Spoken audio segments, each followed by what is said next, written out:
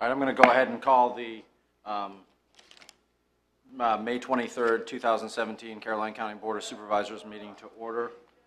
Before we get started, let the record note present here tonight is Mr. Floyd Thomas from the Mattaponi District, Mr. Jeff Seeley from the Bowling Green District, Mr. Reggie Underwood from the Reedy Church District, Mrs. Nancy Long from the Port Royal District, and I'm Jeff Black representing the Western Caroline District. If you could all stand now for the invocation by Mr. Seeley, followed by the Pledge of Allegiance. Let us pray. Heavenly Father, look down and grace us all with your guidance and protect all from those who wish to undo a lot of the civilization that we have today. May we keep in our prayers all of those in England that have suffered great losses, and for the men and women who serve in uniform in lands far, far away. In your name we pray. Amen. Amen. Please join us in the pledge. I pledge allegiance to the flag of the United States of America and to the republic for which it stands, one nation, under God, indivisible, with liberty and justice for all.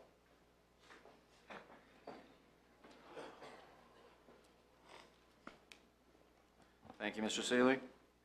All right, we are now up to the opening board comment time frame. Mr. Thomas? I don't have any, Mr. Chairman. Thank you. Thank you. Mr. Seeley? I don't have any at this time, Mr. Chairman. Mr. Underwood? No, sir, Mr. Chairman. Mrs. Record-setting. Mrs. Long? I just wanted to say that it was my pleasure to attend the local heroes function on the 20th along with Mr. Black, and it was very nicely done, and we certainly do appreciate all our good citizens that do things for others in our community, and it's nice to see them recognized. Thank you. Thank you. I do have three things I'd like to talk about, all thank yous. First of all, we had this past week, the Business Appreciation Dinner was put on by the EDA and Meadow Event Park. It was a great little thank you that was put on. Thank you, Mr. Wilson, and working with that.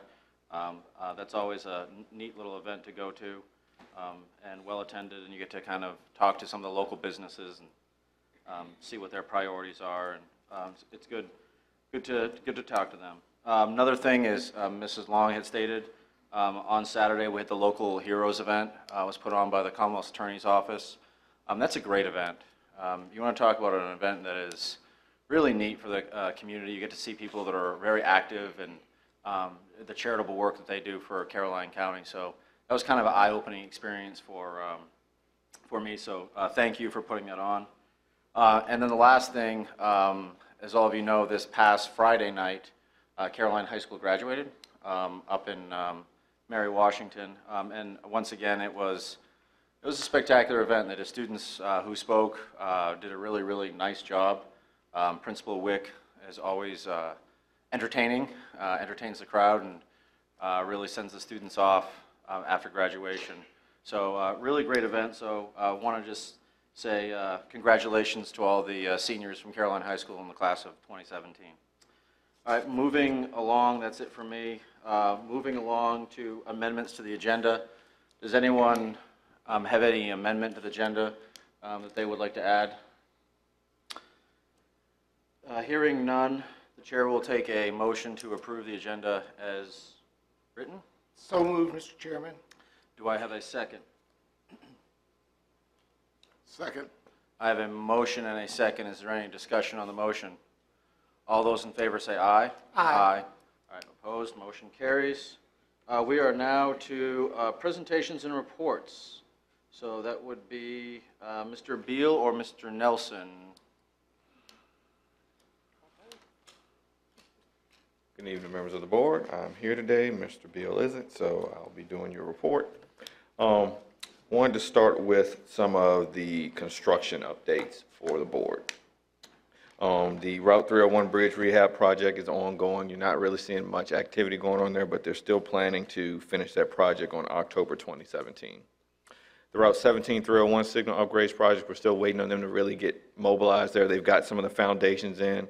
That work is still slated to be completed by 2017 of September. The rural rustic projects, Durrett Road, we started that project. We've gotten the actual paving done from the YMCA to Lewis and Clark Elementary School. We had that done over spring break. We've done some of the drainage improvements further to the east, and we'll be going back this summer and actually finishing the hard servicing of that road. The next project that we're getting ready to start on is Sorrel Lane.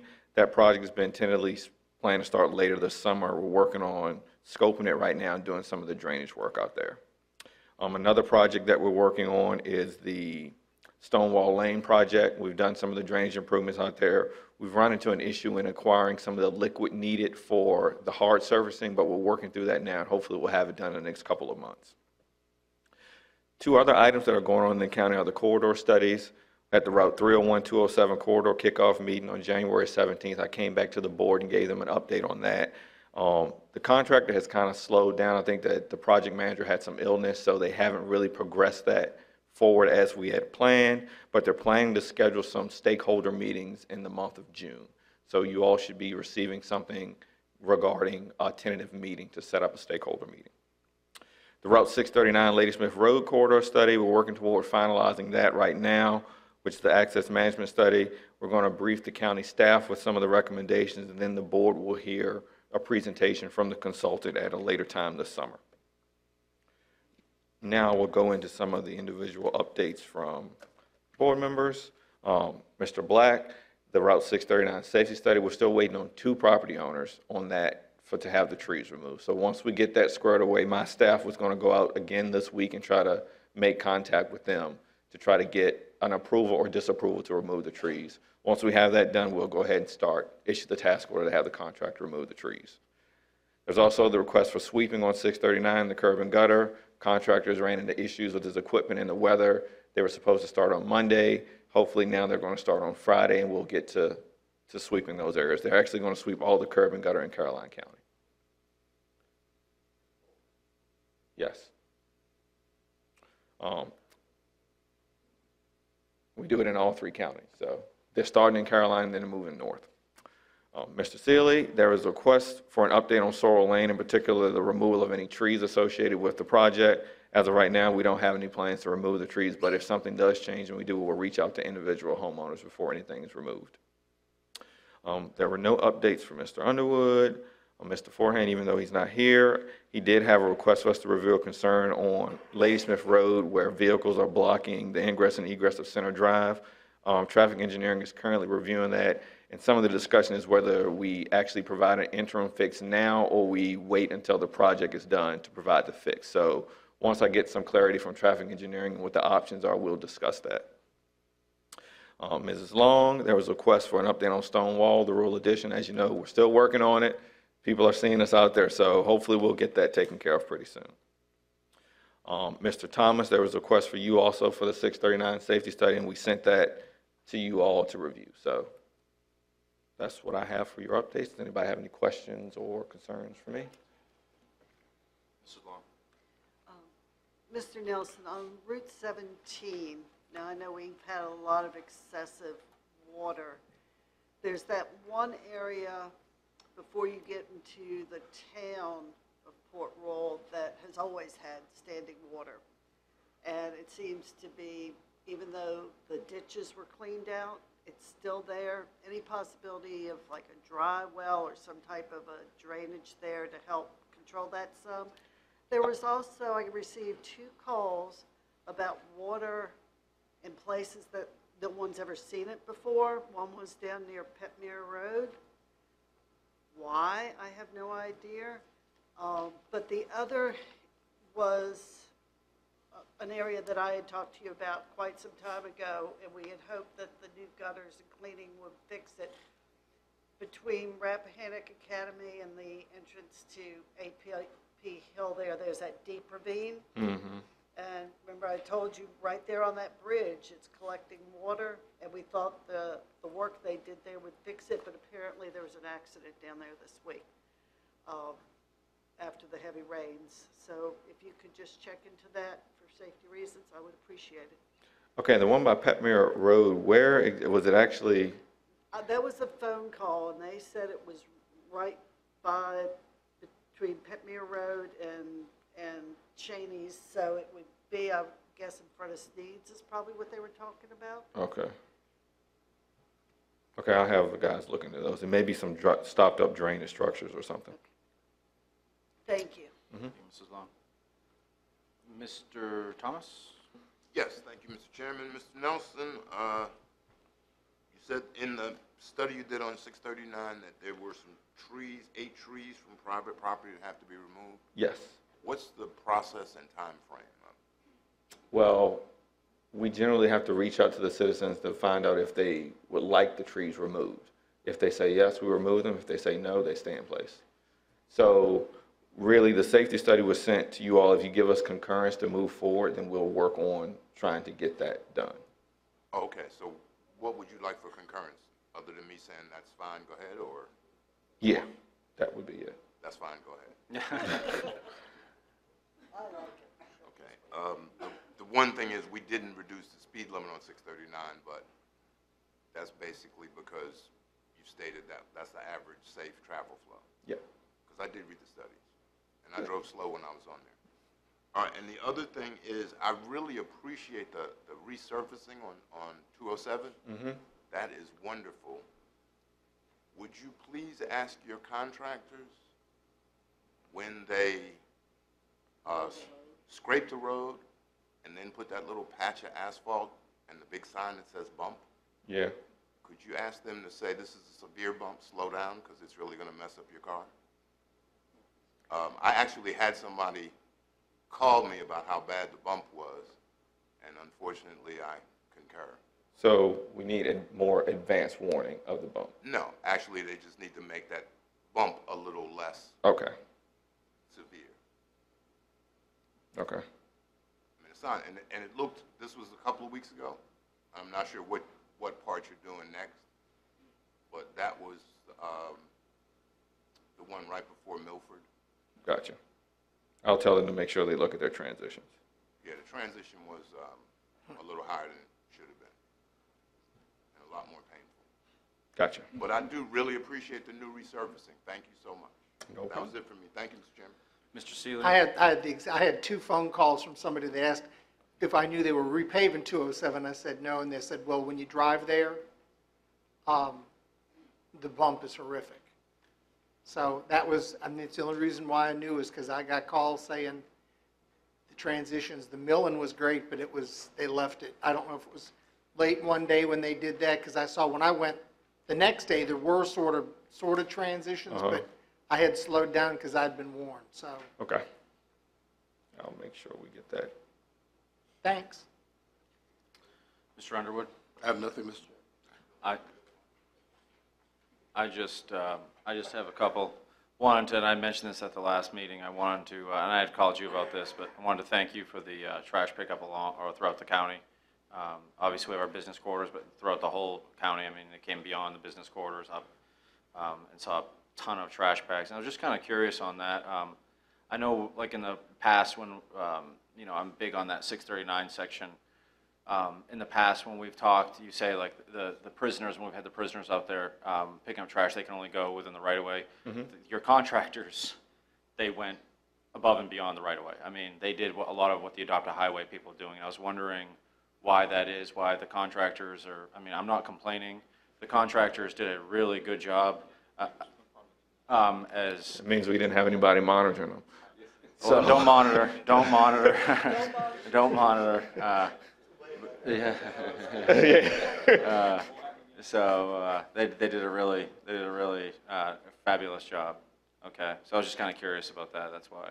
Yeah. So we generally try to keep it within the right of way, but if they've gone outside the right of way, we'll let them know to try to. no, please, that's okay. Tell them, All right. keep up the good work. We strike that one. Yeah. Yeah. All right. That's all I have. Okay, Mrs. Long. Yes, I'm sorry, I forgot to mention this. I also have had a couple of requests, and I don't know if it's possible. When you are coming from Essex into Caroline, as you approach the intersection at the town, the speed limit reduces to 45, but it reduces after the trucks have gone by the 2 subdivisions there.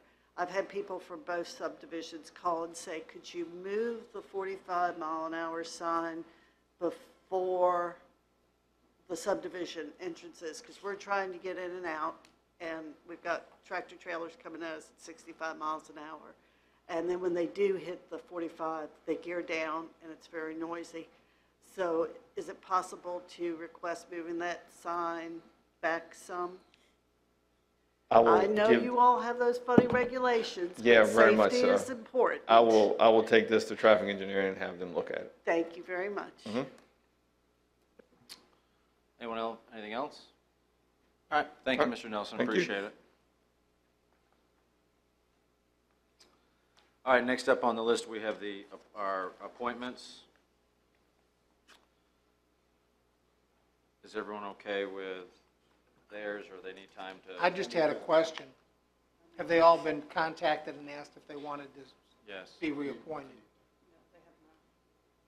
Can we, Mr. yes, Mr. Chairman, I would like, if someone is ready and wants to do this, but I would like us all to make sure these Yes. individuals really want to serve and want to be active members of this. I know one at-large member has already told me that he cannot serve with his other responsibilities. So I need time on mine. okay, I think, And I guess the question is, I think we need to have Mr. Howard come before the board to talk about what they're doing, right, and so we can make some contacts and some decisions. Because I'm not sure if they're meeting, not meeting. Every other month. In the last meeting, they didn't have a quorum. Right, and And that's he been had the problem. He called them all, but he couldn't get, consensus to get it. So I think we need to have a conversation about the viability of it, if Right. it's even worth a person's effort to do this. right. And of course, Mr. Forehand is on the group, so he probably can Right. provide you some insight from the group level. It's just a Okay. bad night for this to be on there, but. Since these appointments are due next month, is it possible that Mr. Howard could get us something by the end of the week and say, this is who's coming, this is who's not coming, and then we can go from there? Right. And then if you can contact them and see if they still want to serve by the end of the week, if that's possible.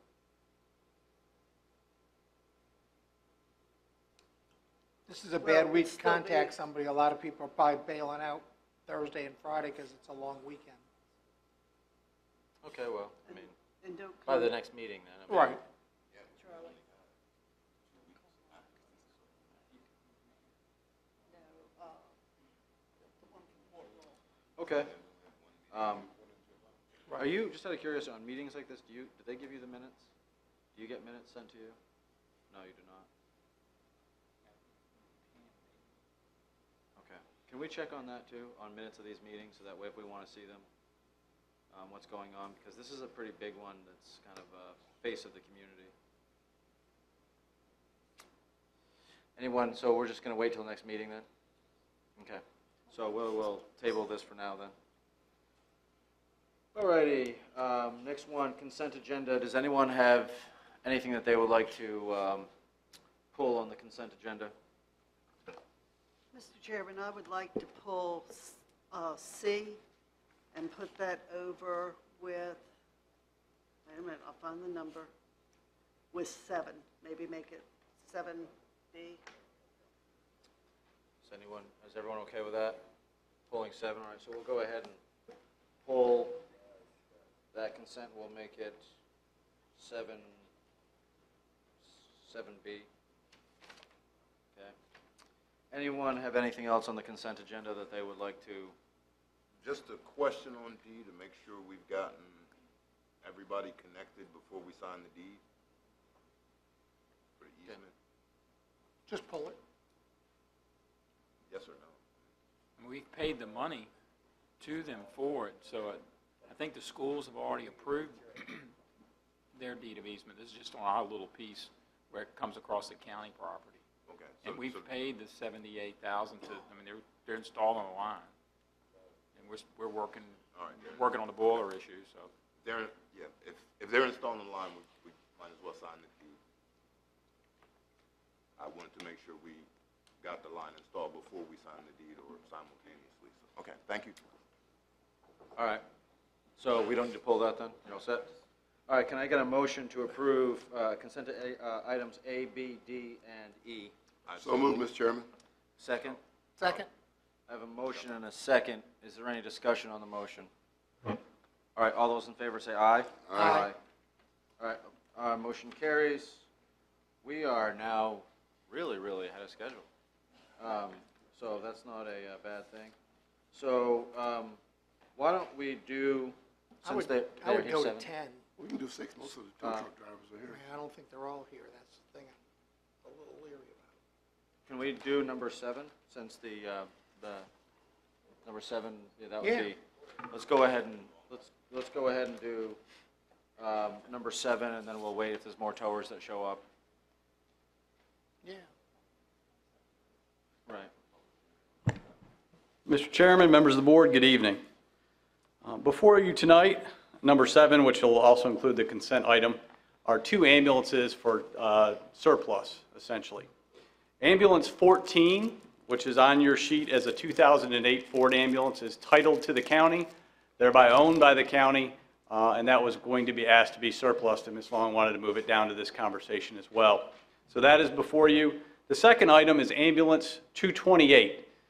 This ambulance was purchased back in 2005, and it was co-titled both to the county and to Ladysmith Volunteer Rescue Squad. At the time, the county wrote a check to Ladysmith for $105,000 for the purchase of that ambulance, and they used it throughout those years as well as career staff. So the ambulance was replaced in this last go-round. So now the disposition of ambulance 228 is really why we're here.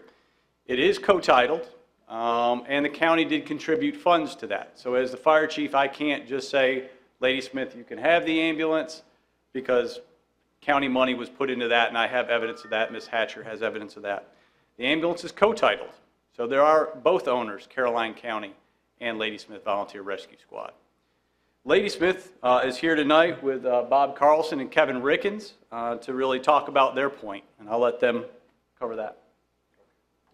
Before, can we ask them what the Sure. cost of the ambulance was? Do what? We don't know. In 2005, we know that the county wrote a check for $105,000 to Ladysmith. We don't know the actual cost. The county didn't buy it, so we don't have records, and I don't know that you do. No, we don't. I tried to find records on it. I think it was more than $105,000, but there's no doubt the county's got the lion's share of the. Back then, the ambulance was purchased, and then you equipped it, so there was monies that went into it to get it equipped, stretcher, what have you. And I think that truck we had lettered, so that was an additional cost. But what I'm here to ask the board tonight is, we are volunteers.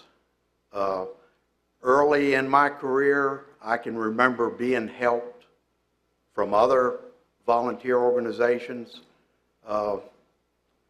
throughout the years, and that's what we do, help each other. What we'd like to do is donate that truck to Upper King and Queen. Back in 2005, when we purchased that truck, or the county purchased that truck, we had a 228 before that one, and we donated that to Upper King and Queen. They made a lot of years of use out of that truck, and if I hesitate to say that it's still in use. I think it is, but I can't say that as a definite. I know they value and appreciate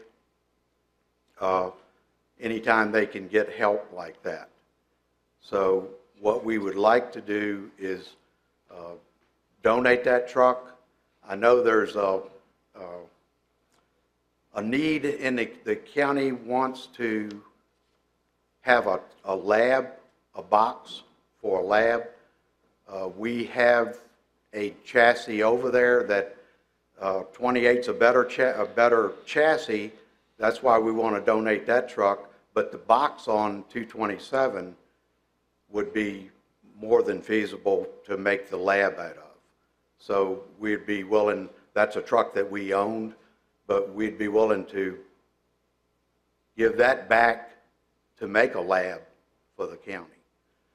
So that's where we are. We're just asking that the board let us donate that truck to Upper King and Queen. Thank you. Does anyone have any, Mr. Thomas? I do. Chief, I don't know, and don't hold me to it, but the number 180,000 sticks in my head when we think about this.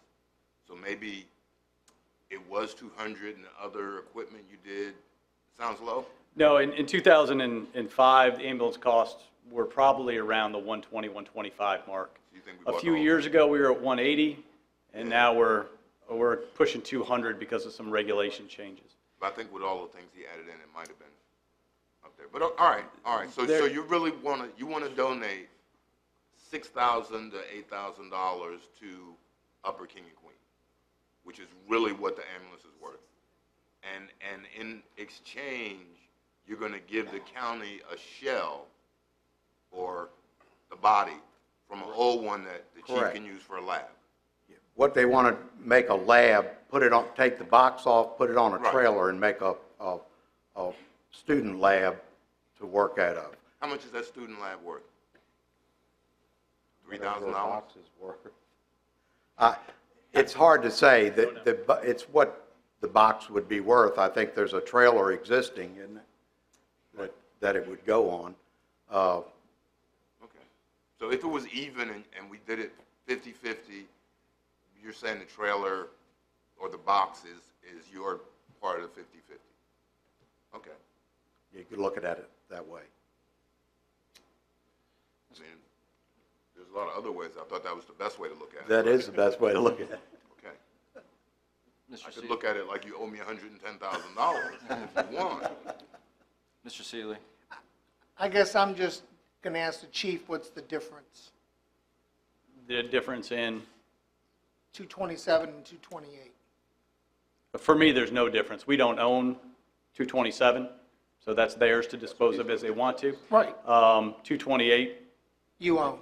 Well, We it's co-owned. co-titled, and that's why we're here. I don't have the authority to say you can donate it or it's yours. That's really where it's. So you don't have druthers either way, 227 or 228, either one works? Correct. Both of those are the same size box. They are smaller than ambulance 14, which is also on your agenda. We don't want that one. It's too big.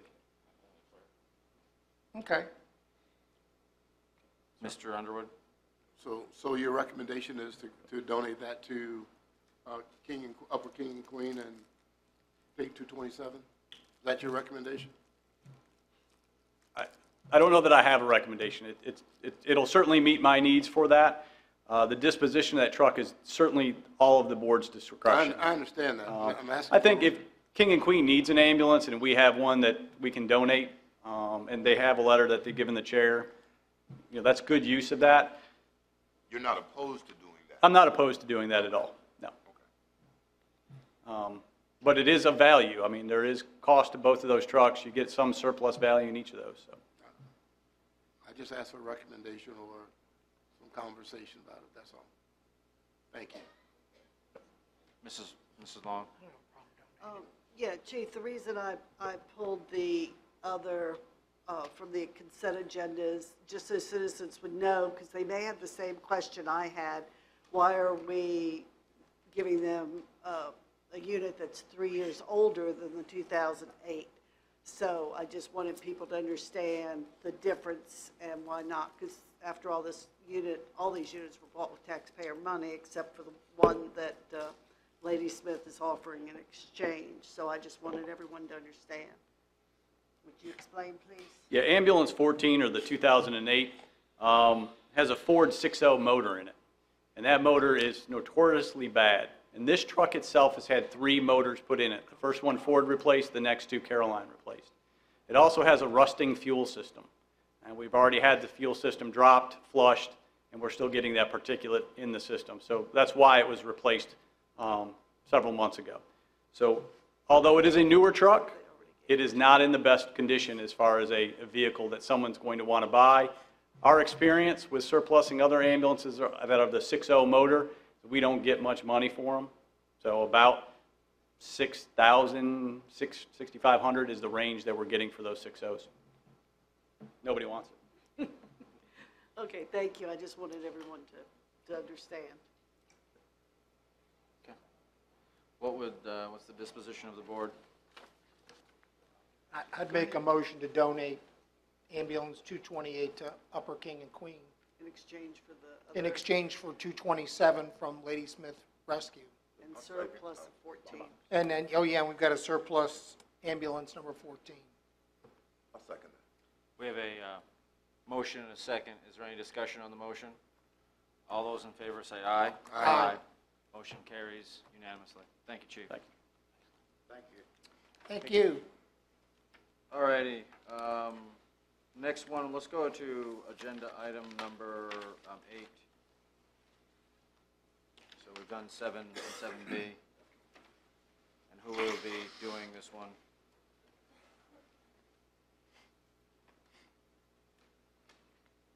We put this on, per your requested, as we've continued to work on things with the internet, that we really feel like the other counties that have been successful in moving this forward have gotten, basically a consultant that, has the expertise to help draft a plan of a way forward. I mean, that's what Orange is doing, and they're expending, significant amount of money to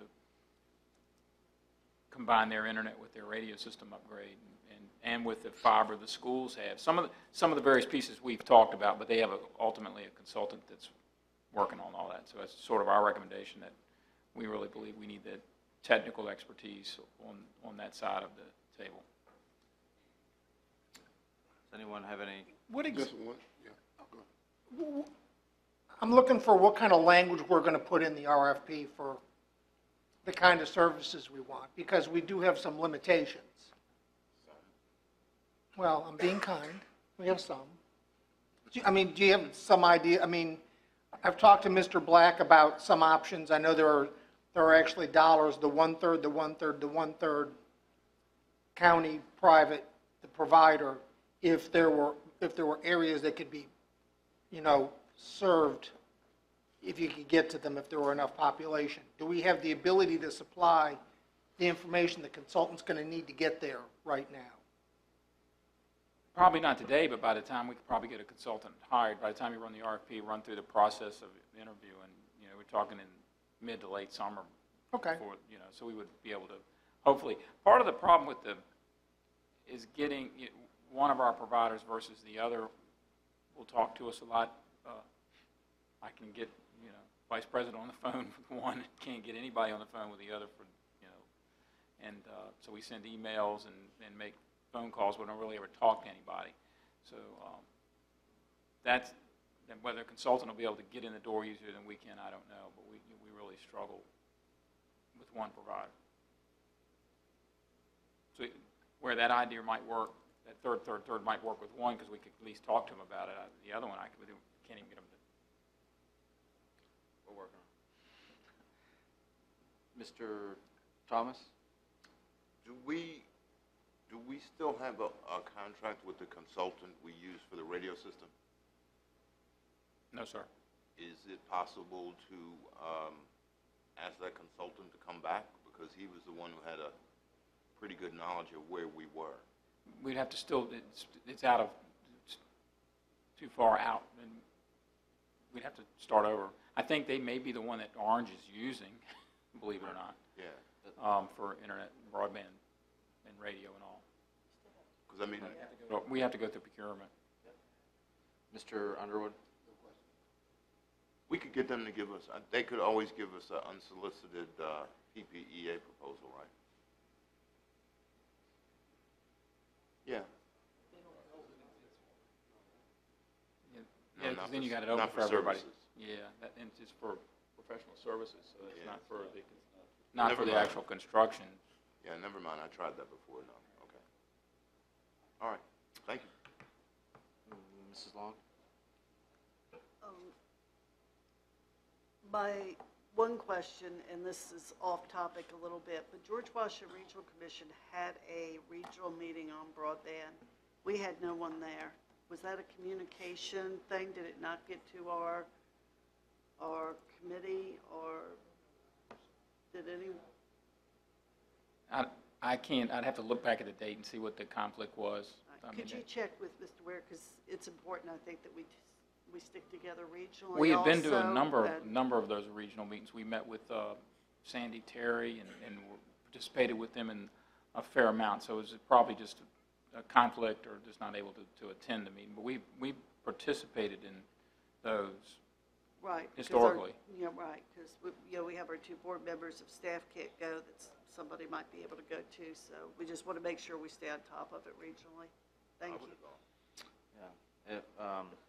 My concern is this, at the VACO conference this past year, there's money that's out there. I think, correct me if I'm wrong, Mr. Keller, it was about $1 million in grant money from the state. And you needed a consultant, you already needed a consultant in hand to be eligible for that money and that project, towards the project. And since we didn't have a consultant ready to go, King George, it looks like, I think King George is going to pick up that money. And these are things, if there's money out there, I think we kind of need a professional service to say, here's what we need to do. Otherwise, if we want a chance at grants like that, I think we need to have a professional in place. We've been talking about this for the last several years, and we have some good ideas, and I think the schools, when they came to us, I think they have some good ideas too. I think what Mr. Seeley's doing is, I think it's all going to be part of a hybrid, but we need to kind of bring those ideas, some of those things to the consultant, and to kind of give us a whole county picture.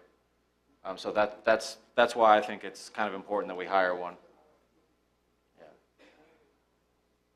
So just one point clarification. I agree with you, Mr. Chairman, but who would do the language for the RFP? No doubt that we need, it's a need, I'm just, Right. where would the language come from? We would develop that, looking at other models for what other localities have done to hire broadband consultants. So All right, the main Mr. thing Chairman. you're trying to do is you interview firms and Understand. follow a quality firm. Then once you have them on board, you give them the directive of what you want them to do, and they'll give you a price for what that's going to be. Mr. Chairman, I'd ask that we entertain a motion to authorize an issue of an RFP for consulting services. I'm going to go ahead and second For that. Yeah, I'm going to go ahead and second that. Yeah. I mean, yeah, Right. So call for the vote. All those any discussion, first of all? All those in favor say aye. Aye. Motion carries. Thank you. All right. Could I see that, Mr. Combs? As you develop it, could I see the RFP? Next one, let's just, do we want to keep on moving down the list? Yes. Yep. Number 9, approval of task contract for wastewater master plan.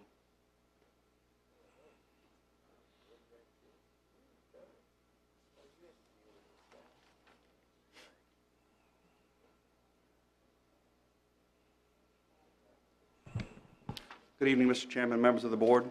This agenda item is to discuss the task contract with Dewberry to complete a comprehensive wastewater master plan that will evaluate the county's existing wastewater collection system infrastructure and develop a plan for system expansions and upgrades to accommodate growth over a 30-year planning period.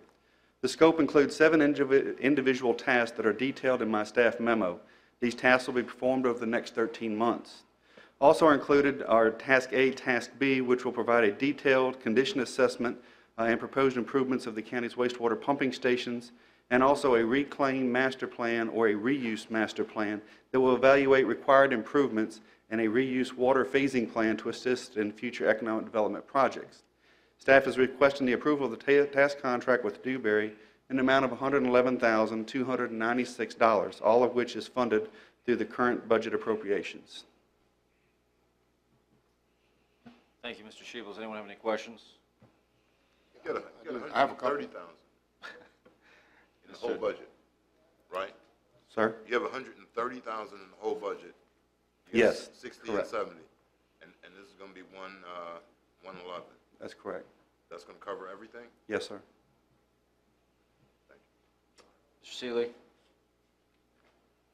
I guess I don't understand task A. Because it says condition assessment of the county wastewater pump stations. Yeah, they're going to review each one of our pump stations, from the influent line coming in, the wet well itself, the pumps, the piping, all the electrical generator systems, and completely review each of those in a detailed report, and then also include a phasing plan and a budget to upgrade any of the deficiencies that may be there. Also includes a pump down test that goes along with that, so that we can see how much flow that pump station can actually handle. So the newer ones, we don't have as-built on those and what their condition is and how they're designed? We do on the new ones. They're still going to evaluate them for condition, as far as whether they're still meeting the pump curve. If you look at the South River pump station, for instance, it's almost maxed out in capacity. We've got enough for the one project that was approved, and with that, that pump station is going to have to be upgraded as well as the line that goes from the pump station to the gravity line. Let me ask you, what's an example of a cost of that? Of a pump station upgrade, Correct. probably $350,000, $400,000, not including a generator and then the line, which could be between $50 and $100 a foot. So that particular project, upgrading the South River pump station, you're probably in the neighborhood of $1 million to $1.5 million. Another, a million, and how much do we have in the contingency fund for maintenance in the utility budget? There is no fund. Right now, it's in a deficit. As the general fund helps offset costs for the utility fund, there's no reserve. But we always see that we're like 436,000 over operating costs, so where is that money at? That pays for debt service. So it just goes to debt service. So how many potential upgrades do you foresee after they do this inspection? Depending on your growth, No, I mean, just without any growth, just what we have today, how many of those would have to be reworked just due to age or capacity? your Econolodge pump station's in the worst. I would say that's one that we're going to have to look at in the next 5 to 7 years to really overhaul. It's the oldest one. It was when we first took over the system in '89. It has had some degradation in the actual concrete itself. We go in and put a liner in and re-pour that, and then just rebuild the pump station itself. Other than that, the rest of the pump stations, as far as their overall condition, the newer ones that we have aren't. You got the VDOT pump station, which would actually go away as part of this plan. Right now, you've got 90% of your flow comes through Carmel Church to the wastewater treatment plant. So that main line is nearing capacity. So, is nearing capacity. That's correct. So we'd either have to increase that line size or put in what's been called for the past 15 years the Polecat Creek Interceptor, which would be the gravity line coming from Ladysmith to the wastewater treatment plant. And that would alleviate a pump station, the big pump station at the VDOT rest area.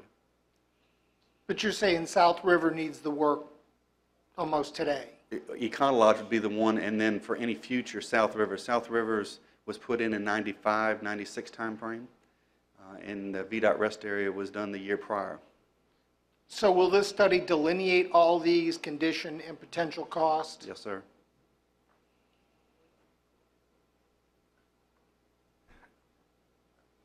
Go ahead, Mr. Underwood. I'll let you. I guess I'm listening to you, Mr. Shebo, and I guess I'm hoping that we're paying for a level of expertise now regarding the wastewater master plan. It sounds like you have a fairly good idea of what's going on. I mean, that's part of public utilities responsibility. Is it so in-depth that we need them to do this? No, typically when you spend public money, you'd have a plan put together of how you would spend the money, and that's all this would do, is really lay that out. This portion of the plan, that particular task contract is $11,000 for $11,490 right. to evaluate all the pump stations.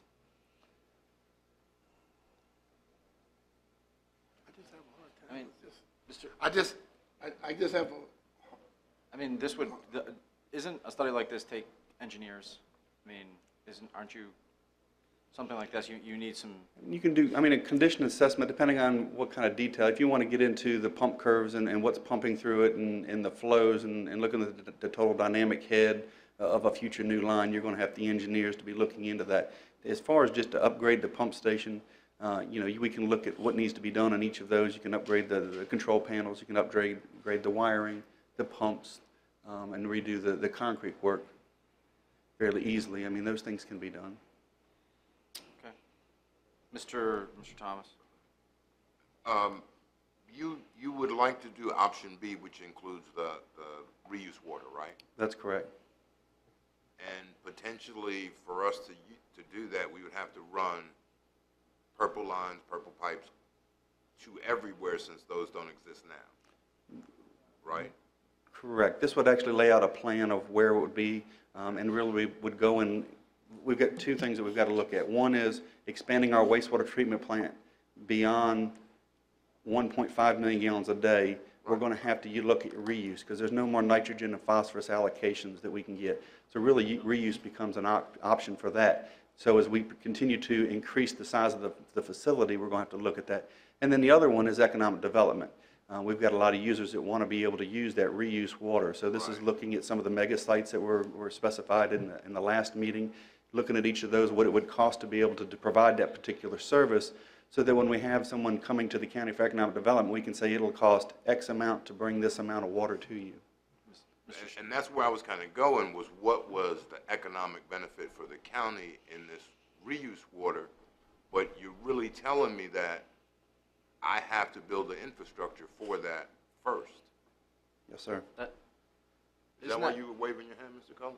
Well, part of it, I mean, I've been questioned by the FRA, what's the cost, that for various projects that they've been involved with, that, some of the projects we've been involved with, we need to know the same thing. We need to know what these reuse costs are, because there are some opportunities that are out there for heavy water users of reuse type water. So yes, we would have to get it to them, but if it's valuable enough endeavor, it's well worthwhile. But we don't really know what all the ins and outs are to give them an accurate number. So we were just trying to make sure we were tightening up. Because that's costs. really my point. If you drive on 17 in Fredericksburg, you'll see purple pipes, which is their reuse water. We don't have any of those in Carolina, so we have to totally build the infrastructure. So part of this will be looking at what would the rate per thousand be, so as you're selling that to help offset some of your cost. Right now, it just discharges to a stream. It will require some additional polishing before it can be used for reuse, but then you would actually charge for that. Of course, it would be at a lower rate than we currently provide for water. I'm not going to charge the same rate for reuse water that I charge for No, absolutely. regular water. Right, so we just need to know what that my fee money is. back or slimmer. Yeah.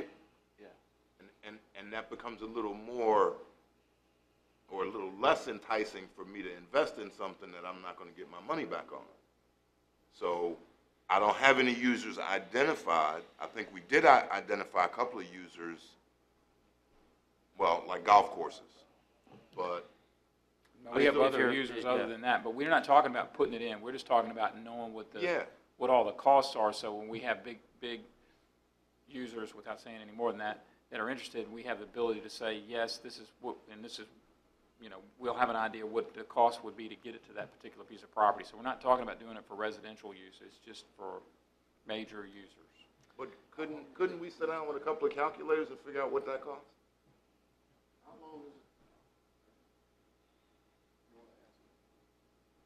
Couldn't we sit down with a couple of calculators and figure out how much it costs? You know how much it costs to lay a foot of pipe? We've done that on some of the projects that we've provided to Mr. Wilson, but this will actually lay it out as far as looking at reuse for expanding the plan also. So we'd look at the golf courses, look at the mega sites for that, how much volume of water, what size pipes actually needed, are there additional pump stations that will be needed along those paths? As it is, there won't be water towers necessarily, so as you're pumping through the system, you're going to need additional pump stations, so you've got to look at pump curves. So there's a lot of detail that actually go into this report of providing that and give the board some really good knowledge. And of course, we would expect the developer to offset those costs to connect to the system and install some of that infrastructure. Mr. Shebo,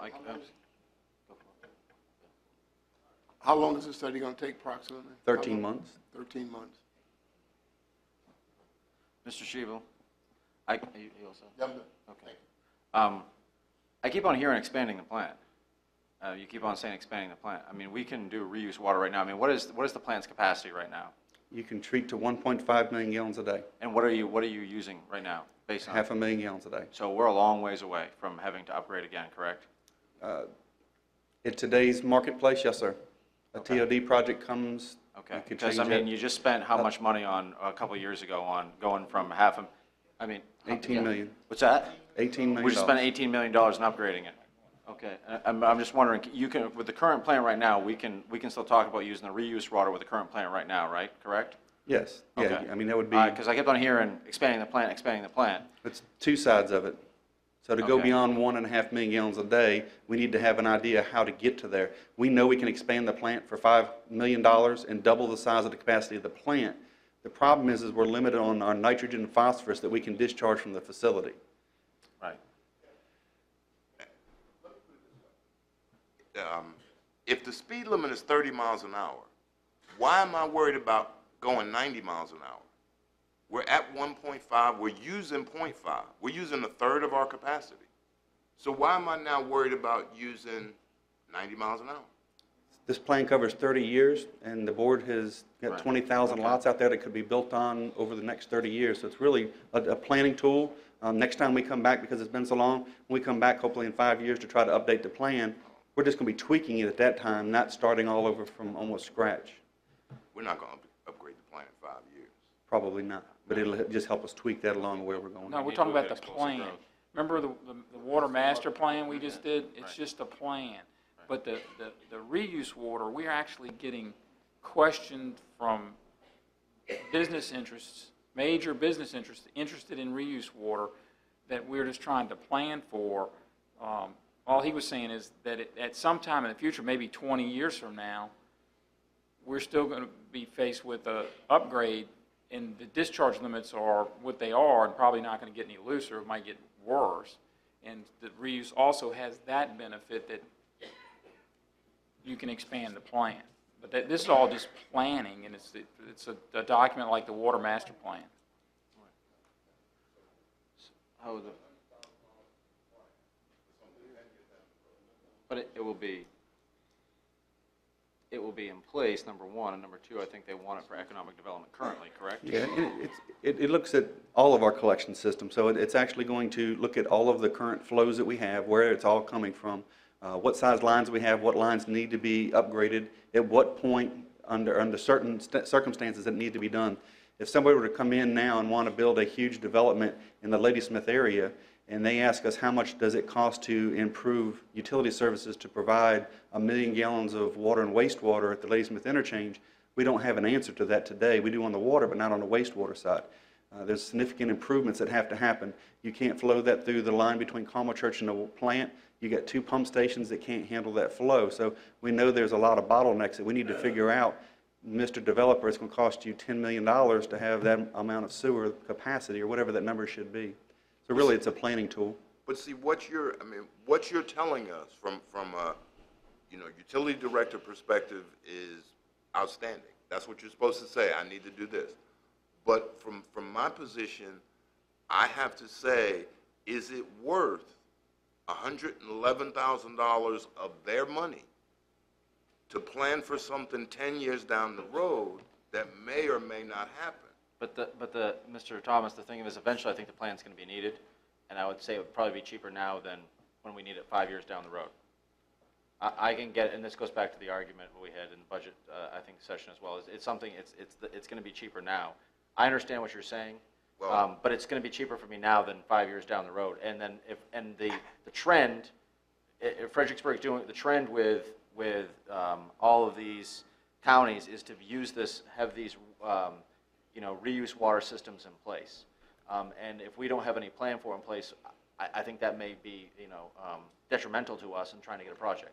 Well, just for example, when we were going to do it then, and Mr. Sheba was here, the upgrade would have cost us $40 million. By doing some other things, in particular the public-private partnership, it came down to 18. So now it's not always a good time. Sometimes it's good to wait. I understand what you're saying from the cost of money and borrowing. but we saved $22 million by not going now, right? But we're not upgrading now, we're just Make a doing, plan. you want a plan. Yeah. And I mean, Which- it's $100,000. Well, Right, right, but and to me, I'm sorry, go ahead. but to me, it wouldn't make a lot of difference if we waited for a year or two. Because if he puts the plan together and we say in 5 years we want to do X, it's going to cost us the rate to do it in 5 years. We're not going to do it right now. So the cost is going to be what it is 5 years from now. Just helps us project in terms of spending. We have a tremendous amount of interest all around the Ladysmith area that I can't talk about in public, of various projects. This is a planning tool, so we know when some of these projects are going to be in front of you at some point in time. We can't be sitting there saying we can provide utilities that we don't have an idea whether we can or can't, or what the costs are going to be if and when these projects are in front of you this year, with people making requests. So it's a planning tool just like the water master plan.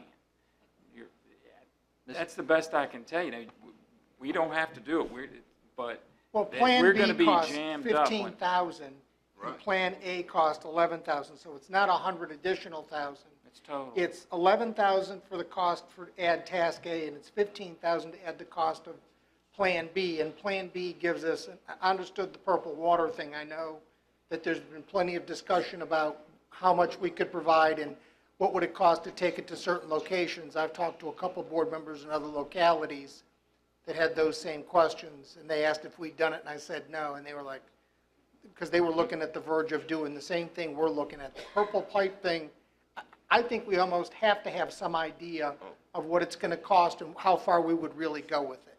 Mr. Ms. Can I? Go ahead. Mr. Wilson?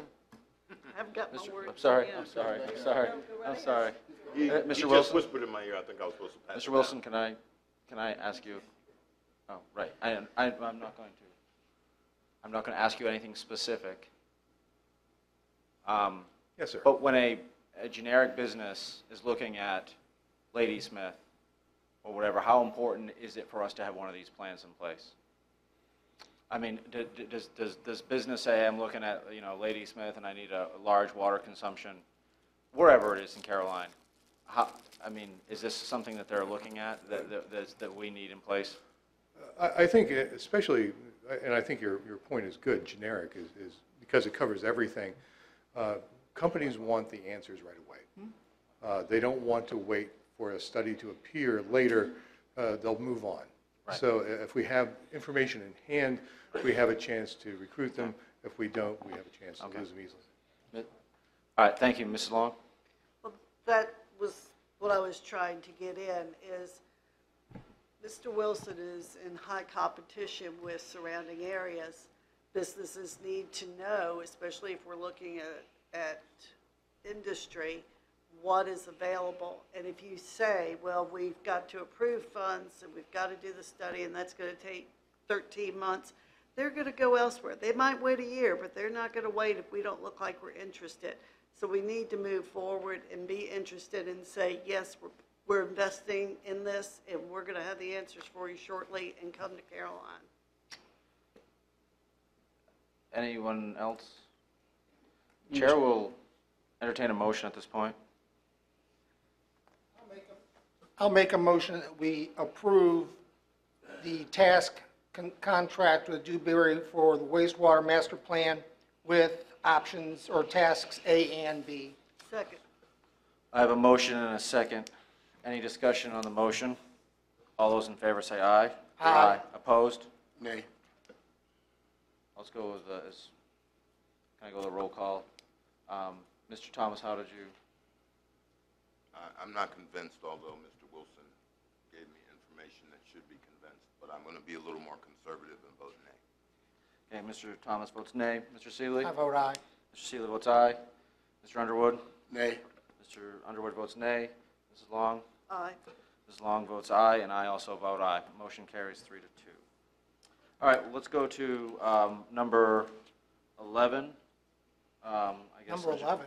Number 10, I'm sorry. Number 10, I'm already getting, all right. It's not number even 10. late. I'm already excited. Let's see here. Color scheme for the tennis courts. Come on. I was asked at a previous meeting to bring back that for the board to look at. So really, this is a discussion topic for the board to try to select a color for our tennis courts. As we said, we would bring them back. We hope to start milling next week and paving the following week. And then within a couple weeks of, 3 weeks of it actually setting, we'll be starting to put on the acrylic layering and coloring.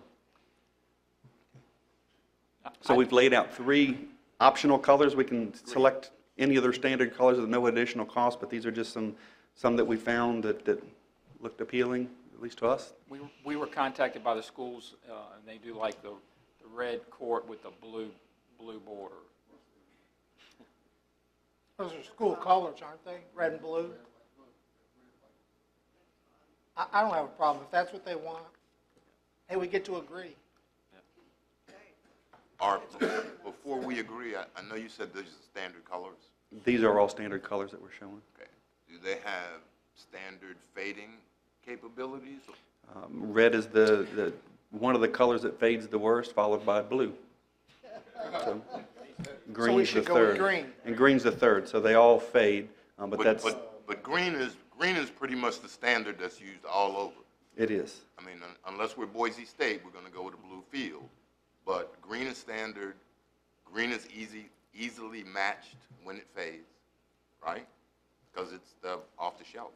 It fades as well. They all fade, it's just that your reds turn more of a lighter red, so they're not as brilliant. Yeah, I mean, I want the most bang for my buck, longest one. We're paying a lot of money to fix the surface, paint secondary. But if you're telling me red and blue are going to fade first, so 3 years from now, somebody's going to be saying, I need to paint my tennis court again. Just out of curiosity on that, what's the cost of paint?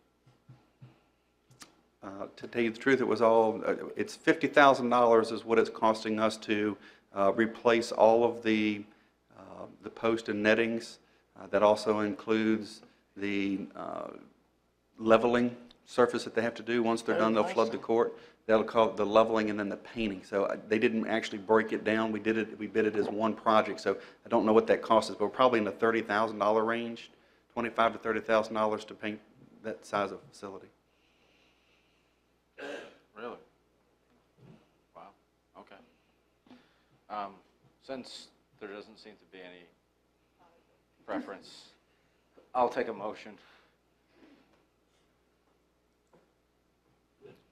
Anyone? If the schools want the red, white, and blue, or the red, well, yeah, the red, yeah, the red, yeah, with the lines is red, white, and blue, yeah.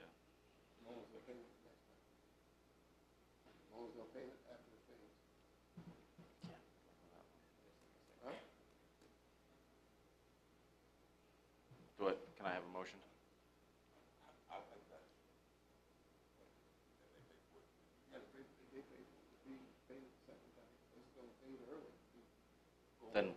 Then make it into a motion. Mr. Chairman, I make a motion that we approve. Turn your mic on, Reggie. Thanks. Mr. Chairman, I make a motion that we approve the color scheme of red, white, and blue for the tennis court adjacent to Carolina High School, provided that once the court fades, they'll pay for the repainting of the tennis court. I have a motion. Do I have a second? Second. We have a motion and a second. Any discussion? We do have discussion. Mrs. Long? How can we put this in a motion without the school board agreeing? We have a 2-on-2 meeting. Do you want to, we can't wait to put this off, can we? I've got It's 2 gotta weeks get to done. 3 weeks, then we've got to really have it. That's my only concern, is we're saying you're going to do this, and they're not here, and that's. Mr. Chairman, I'll rescind my motion. But the reality of the whole thing is, this is Parks and Rec property. Right, it's not their It's problem. not school property. We can But I can't- do it like the school wants, but since it's not their property, if I come to your house and paint your house, But I are can't- you going I to be can't- mad which color I pick? I can't encumber their money, though. You're not encumbering their money. if I said they have to pay it next time, I'm going to encumber money at one point, right? The only thing that you could do, if you can't get an agreement, we could go with the standard green and green if you want. I mean, you could make that, if they agree in principle that when it happens, but they can't encumber some future board to do it either, so it's still a gentleman's agreement. It's at 25 to 30, you said. Yeah. You're gonna have to paint it yourself. Mr. Chairman, I'll rescind my motion. Make a motion that we approve the color scheme of green and green for the tennis courts at Caroline High School. Is there any discussion on that motion? There's no second yet. We need, oh, yes. We have a motion. Do we have a second on that? Green. I'll second it for our discussion if you want to discuss it. Now we have discussion. I mean, they're all going to fade, let's face it. There's no doubt. They're all going to fade. And the blacktop underneath it is black. Is that not correct, Mr. Shebel? That's correct, it's asphalt underneath. So as they play and they scuff it, the green's going to turn to black, the red's going to turn to black. It doesn't, you can't scuff, a Does sneaker it- can't scuff through that paint. Is it any of it black showing now in the courts that are there? No, it's acrylic, it's really So durable. what color was it when they did it last time? It was green and green. And how does that color look now?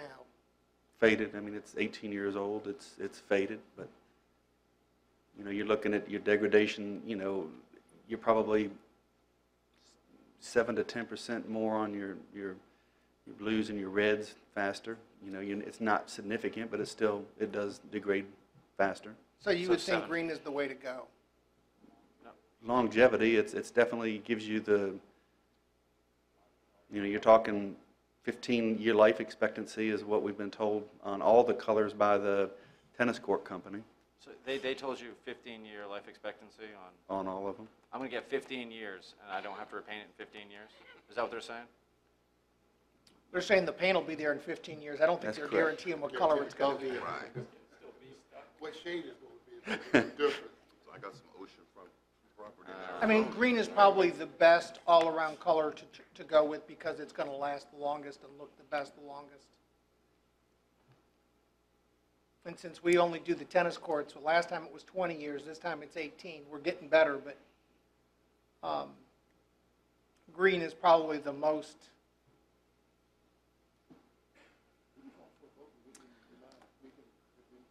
All right, got yeah, two let's call for a vote.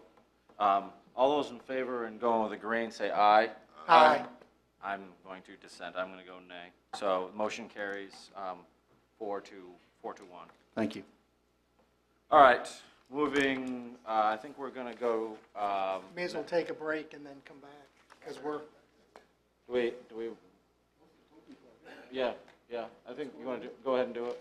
All right. So let's go ahead and do agenda item number 6. Continue discussion of creation of a towing advisory board.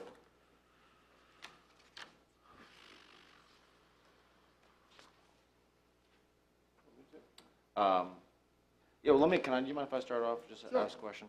Just kind of. Want to start off with a question. Sheriff Lipa or someone from the Sheriff's Office, can you kind of just give us a brief background as to what the incident that kind of started this was? Well, good evening, Mr. Chair, members of the board. If I'm not mistaken, I think the ladies that were involved in this incident that started all this was dealing with a AAA call, according to the people that had the crash. They had a crash that involved the deer, and it dealt with how much that person was charged. I think that's what started all of this. And Mr. Underwood asked that we would look at a tow board. And to give you the background on the tow board, there is one that's in King George, Spotsylvania. We brought all that information. Okay, hold on, but I guess the question is, on the incident, what was the lady charged? I don't know that, but I think we handled that in the other board meeting. Well, no, we do know what she was charged. yeah. I've got a copy of the bill. 500 and? It was, and here's, Mr. Black, because I've traipsed through this. My understanding is that every tower that's on the sheriff's tow board signs one of these. That is correct. So they know the regulations, correct? That is correct. So the call stamp on this is at 8:19 a.m. on a Monday. And it's not a holiday because it's the 27th of February. So if you go to page 13 in the sheriff's sort of contract with them, 8 a.m. to 5 p.m., non-accident towing should be $125. Non-accident. Non-accident. That is correct. So hitting of the deer, even if you call that an accident. That is an accident. Okay, so the max it should have been was $260 at 8 a.m. in the morning.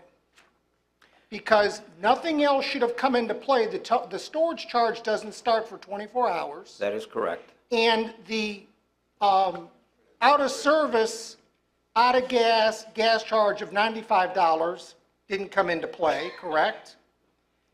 So how we got an administrative fee of $125, an en-route mile fee of $19.25, and tow miles to $44, that's not covered in this. Okay, Mr. Seeley, I think what you have is the bill. I think when this crash occurred, it occurred during the midnight shift. No, well, if it occurred in the midnight shift, then it should be time-stamped for the midnight shift, not 8 o'clock Monday morning. Is that our call?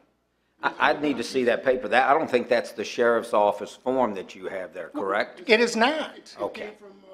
But my concern with this, and let me just say this, I think that a towing board we're going to go overboard, but they signed this contract with you guys as the sheriff. You're in charge of this. So when somebody's overcharged, and for them to charge a storage fee and the administrative fee is way out of the contract. So being out of the contract, here's my question. When somebody comes to you with a bill that's clearly not in the contract, what happens? Well, then we would review it. We would handle it as a complaint. At that time was Lieutenant Crowder, is now Captain Crowder, who is in charge of that. This lady never brought anything to my attention. We did, and when we covered this in the previous board meeting, and please go back to it if you would, when that came about, and I even took the responsibility that when my deputy ended up calling, he should have called the AAA wrecker, should have called them directly. They did not. So that's what I think started. Here's my concern. Here's my next concern. This came to everybody's attention. I mean, it came to the whole board's attention. I understand that, And Mr. Seeley. what happens to the tower when this happens? When that happens, if it's a complaint, we follow up on the complaint, we get with them. That person, no different than anyone else that might have a problem with any of the tow services, can go to the Better Business Bureau, can go to the state corporation. I want to know what we're Coming going to to do. us. What we're going to do is we would investigate it to see what we have. We would then contact the tower in that case, which we eventually ended up doing to find out that, one, as you pointed out, there were some mistakes that was dealing with an administrative charge that should not have been on there. The storage charge for 24 hours should not have been on there. To my understanding, I believe there were some problems with their computer and it being hacked into at that time. Sheriff Lippos, Yes. sure, go on, then I'll let you go. My question is this, is it says on I'm looking at your own rules here, policy. Yes. It says suspension from the authorized towing list. Correct. And it says if you look on, that's page 8, a complaint that the towing company has overcharged that is determined to be founded and can be substantiated. I guess my question is, was this particular company, were they suspended? We didn't get to the complaint that far, Mr. Black, because all of this was taken care of prior to. Prior to us even coming here for her to make the complaint to us. If you check with her, I don't think she's ever called the sheriff's office. This is when you called, Mr. Underwood, for us to get involved into it. I called on her behalf the day that it occurred. Understand I it. called. I understand that. She didn't call me, is what I'm trying to tell you. And that's why I say we need a tow board. She should not have to call you if she has a complaint. She ought to have a legitimate way to file a complaint if she needs to. She does. And she doesn't have to call, and it shouldn't be only through the sheriff's office. That's up to the board. Right. It's up to That's the what- board, Mr. Let me say this, Sheriff. There was another accident a couple weeks ago when the tow truck came from Tappahannock and towed a car right here in Caroline to a resident, and it cost $175 for that to occur. Can you even make sense out of why it would cost the tow truck to come 11 miles for a deer running into the side of a car, and that person be charged $500+ for towing? Mr. Underwood. Both of them, the second accident was the car hit a tree, was a crash situation. So we say it's an accident, but that was an accident also. So why such a big discrepancy? Mr. Underwood, I don't regulate other than what's on there. You Right. see what we have. We regulate what's on there. Right. We handle the complaints that come into my office. We've handled all of those. In this particular situation, as we noted, there were mistakes that even started with my deputy in the call. But regardless of But, that, they noted, and they said that. We've gone through that with them. If your deputy did not make a mistake, if the deputy did make a mistake, let's say that he didn't make a mistake, the charge would have still been the same. The charge wasn't 510 because the deputy called the tow truck operator. The charge was because he overcharged that person. That was the issue, not the deputy's mistake. Mr. Underwood, I do not control other than what's in there for what we have when it comes to it. I'm giving you understand what you're 13 years as the sheriff. I'm giving you 9 years as a state police first sergeant. I'm just telling you when it deals with records. I understand what you're saying. I understand this lady's situation. I understand that. I'm not disputing any of that. Not disputing any of it. Mr. Thomas? I'm just wondering, what would have happened if she hadn't had the money? The storage charges would have kept increasing or whatnot? You know, I think they would be the ones that would, meaning you have a lot of the record people here, let them explain the policies to you. I can show you bill after bill that might come in that's over that for whatever reason that we could have had for the crash. I don't know. I understand your situation. I'm not disputing that. Sheriff, how would a tow board make this any different? It wouldn't. Okay. But with the tow board, I think what you said before, the tow board is made up of towing companies and citizens, right? Yeah. That was some of the ones we saw. Let me give you, I'll try to give you Sheriff's a office would be snapshot. involved. I mean, no, Reggie, was the one you gave us, what the tow board makeup, one of them was towing companies, the sheriff, and some citizens. And the state police too. With a And the state towing police. board, what you're asking in this situation, we've got two different things here. You're talking about somebody that's overcharged, to which a towing board, if it was the same, would do exactly what we did here to rectify what the problems or issues were. That's what was done in this particular lady's situation. She got her money back. They'd realized that they had the computer error. They're not disputing that. A tow board would do the same thing. It's made up of all these. The only thing that you would control is who is on the list, who's not on the list. And all complaints that would then come before the tow board, it is up to the tow board to do the discipline, not me, not my office. So if the board Right. wants this, you can have this. But wouldn't the tow board would be towers. Basically, I've seen a few, you hooked my car up, but they would be policing themselves. And they could say, now, we're saying this was a mistake. His computer was hacked or whatever, that was the issue. But suppose it wasn't a mistake. Suppose there was somebody on the list who wasn't as reputable as all the other people that are on the list. And they charge $500 all the time. Wouldn't Bud's Towing say, hey, that guy's a bad tower, or wouldn't Anytime Towing say that guy's a bad tower and get them off the list?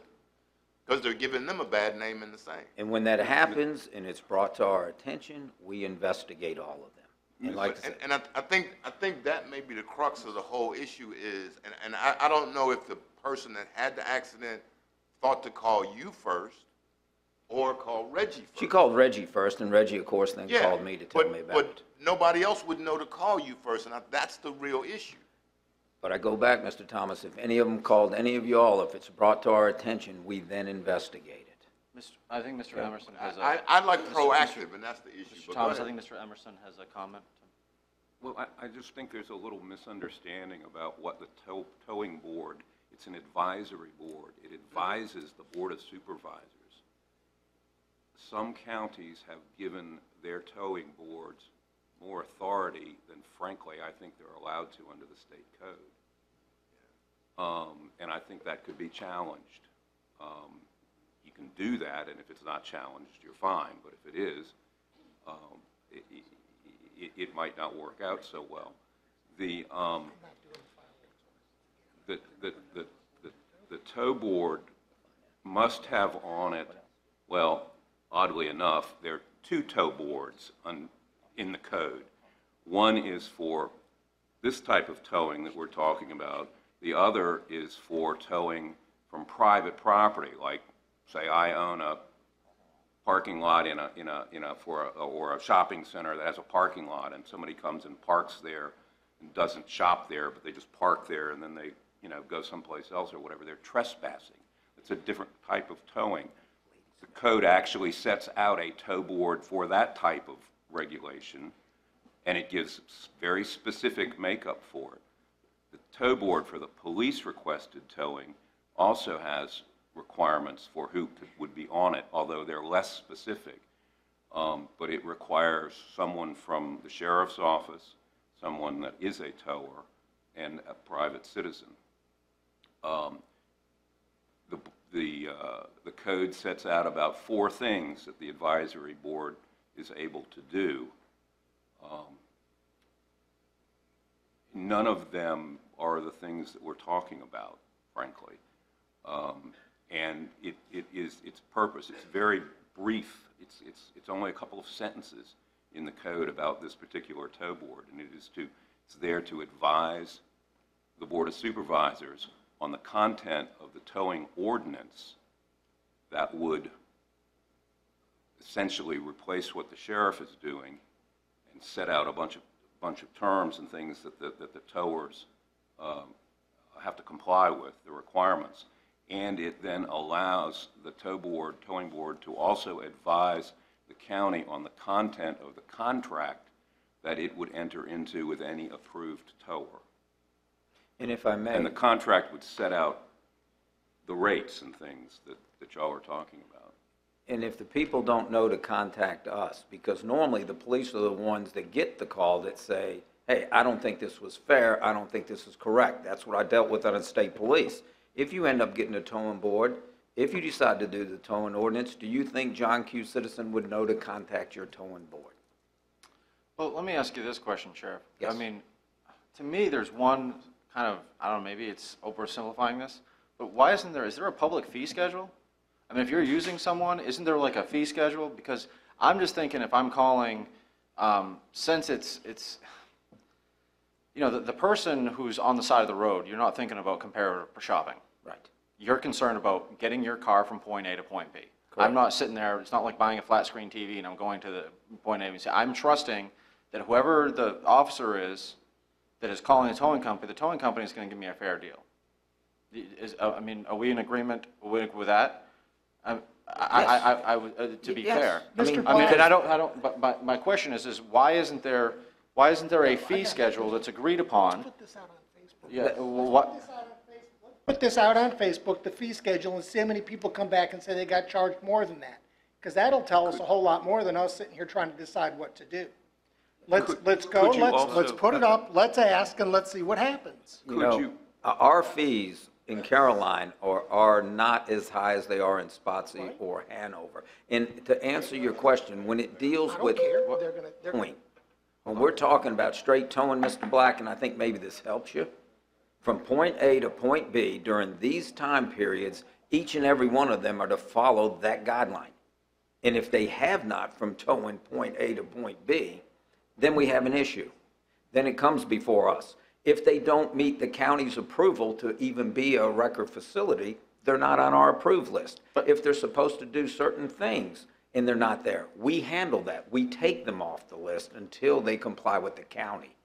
So going back to what you're saying, You cannot put anything on, and again, they're here, I'm going by all my years of experience, if you have a crash or an accident, of how many records it might take, how many rollbacks it might take, how many others that they have to get involved with it. Take the bus accident that you had on 95, with all the people that were involved with fire and rescue, again with the towing service that had to deal with the buses and the cleanup, or tractor trailer. So you can't really put a number to those, because they could all be different. Most of them are different. Most of them, a lot of them are different. But there are categories of accidents, such as this one, which is just a simple tow. And I've talked to a couple of the towing folks in the county, and I understand that we can't regulate everything they do, and that's not the issue. The issue here is, for whatever reason, every county around us has a tow board. For some reason, maybe we don't know the reason, but for some reason they do. You have a little military vehicle down there. For some reason, you have that. Because you felt it was a need. So you got it free or whatever, but you felt it was a need. For some reason, they felt there was a need. Well, they just wouldn't do it. And I don't think we just want to do it. I think there's plenty of rationale to put the tow board in place. Not for, it may take less work out of your office. Oh, it'd take a whole lot less work out of my office. But it would take a whole lot. I'm okay with it. I told you, Mr. Underwood, whatever the board wants to do, fine with me.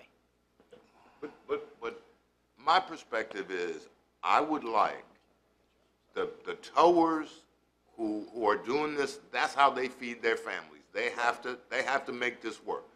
I want them to be able to work with you and citizens who can say, maybe this person, this one who got towed, or somebody who got towed for parking tickets or whatnot, could be on there and say, these are things I see. I think the towers would police themselves a little better and say, the unscrupulous guy, you know, well, it's a double-edged sword, but I think they would police each other more than they would all get together and say, let's raise our fees by $100 and they'll all be the same, because we already have a standard. So I just like the fact that they would all be working together, and I think that's what makes us better. But the reality, one more comment. But the reality of it is, I'm sorry, the tow company accepted the $500+. They didn't say, oh, I made a mistake. I need to take $125 off this bill. They received the total $500+. First from the young lady, then from the insurance company. So they got the $500. There was no rebate back to the AAA. AAA paid the $500. So if they made a mistake, I don't see any admission. Oops, our computer was messed up. We made a mistake. Oops, I shouldn't have charged you $44 for towing. Oops, oops. None of that's there. What's there and what's received is $500+. Thank you, Mrs. Long. That's correct. While I was thinking about this issue, this was one of the thoughts that came to my mind, and goodness knows this is work for you all. So one thing that came to my mind is our sheriff has better things to do than this. He's got deputies to train. He's got people to keep safe. He doesn't need to be dealing with a billing issue. So that was one thing I put in the plus column when I'm thinking about towing boards. The other thing is I thought about our citizens, and it's, you know, you guys are either the ones you want to see show up or the ones you don't want to see show up at an accident. If I've been in an accident and I have a ticket and I'm not happy with my towing fee, I'm not going to go and complain to the sheriff or his deputy who's going to be in court with me about the towing fee, because I want him to say nice things as he can about me. So conflict number two sort of went my number two place over there. And then I thought, well, how can we combine the two and solve the conflict and taking so much time away from the sheriff? Maybe we're looking at something as simple as, regardless if we do a tow board or if the sheriff's department holds this, is when you call or your deputies call a tower for somebody, they get a piece of paper that says, these are the charges, these are the basic fees, that estimated fees. If you have an issue, you can contact this number, and you give them the board, county administrator's number. If you do not pick up your car in 24 hours, you will pay a storage fee of so much. When you've just been in an accident, you're not thinking about asking those questions, and you don't know who to call. So communication may be one of the big causes of problems, because then people can get home and they can look when they get a bill and they would know, hey, I got overcharged. I'm going to call the county administrator's office and see who I should contact. So that was another thought I came up with. But I understand why you don't get a lot of people complaining, because people don't want to complain to somebody who's going to be standing up in front of the judge saying they were doing this or that. So I just put that out there for thought. Anyone else? Can I, and again, I'm saying this with the goodness of my heart, after seeing it for 22 years, okay? 22 years and dealing with records, the complaints, what goes on with the public, how we've always handled it, I'm okay with it. If you want to go to a towing board and create the county ordinance, do it. It's okay with me, because then I don't have to worry about my captain going out to inspect each and every one of these trucks, make sure they all have their insurance up to date, and any complaints that come in would go before the Board of Supervisors. That's easy for me, Ms. Long. I'm okay with it. I'm not here to defend that. I'm just letting you know that this office still has to deal with it, because they'll be on a rotation list. When you look at comparing the state police and us together, that's the only thing that a towing board would be able to do, is to say who's on the list. And then if somebody else new that wants to come into the county, and if you're going to regulate how many records that you want to have, somebody new comes in and they want to start a towing business, and you're going to say, oh, can't do it. We don't need that many. We polled all of the calls from last year that Mr. Underwood wanted. And we have to do the computer aid dispatch, which gives them the rotation. And then how is the board going to act, or what would the board think about those that don't handle the calls, or don't answer the phone, and then don't go out there? Because, you know, when we had the scanners and everyone heard, my phone would ring all the time, not from the people, from the other record company. I thought I was next on your list. And any of them can speak up if they say I'm saying something that's not so, because they monitor them down. And we've had times, because whenever we go to the scene, we ask if they have a preference. If it's if you're dealing with something that's not a traffic hazard, and we can let it set, you can call somebody from Richmond for all I care, and we do that. So who's your preference? If you have somebody, if it's an emergency, we call the closest wrecker. So I'm just giving you, again, more that's involved with it. Sheriff Lippman, one of my questions is, going back to this being a lot of work for you, can you give me an idea as to how many administrative hours this must take out of you? I mean, I'm trying to I want you there the next time a gun goes off in the neighborhood. You know, I don't necessarily need you handling a complaint. So I'm trying to balance, would this actually be a help, having a committee instead of everything being put on you? You know, I'm one of these. I gotta have my pros and cons here. Now, like I said, Captain Crowder's been handling this for us, and he might be better off to answer your question, because obviously when the stuff comes to me, and if we have complaints and everything, I'm the final say-so.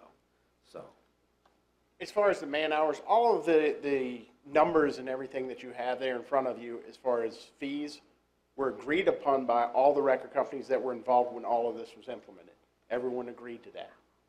And that was, I believe, 2007. So we're looking back that far when this was implemented and when the fees were agreed upon by everyone to go by. As far as your man hours, I can't give you, I'd have to go back and look. I don't have those numbers.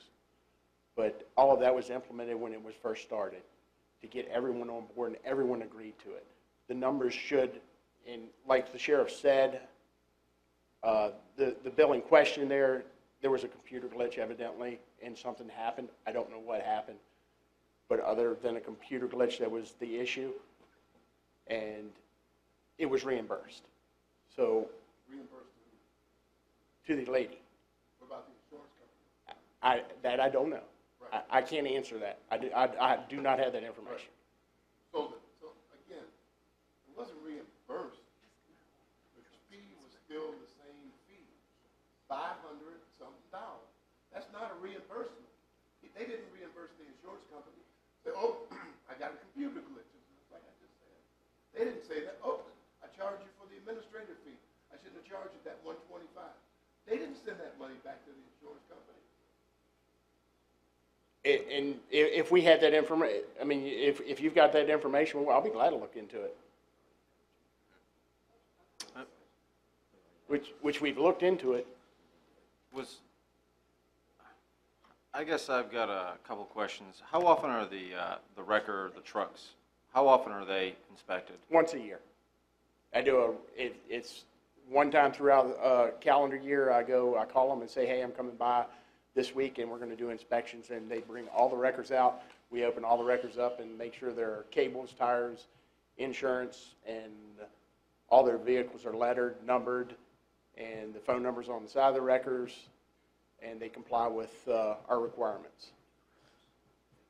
If they have any new records that they implement, we inspect those to make sure they're in compliance. I guess my second question goes back to my original concern. Whether it's a mistake or not, I mean, I guess was anything done, and I guess maybe Sheriff Libet answer that, with, as far as this suspension from the towing list? And going back to it, Mr. Black, as soon as the person that was in charge of that company, the lady, was reimbursed, that mistake was rectified.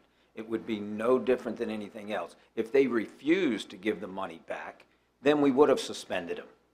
Well, let me ask you this. If they charged the insurance company the $508.25, is that a violation?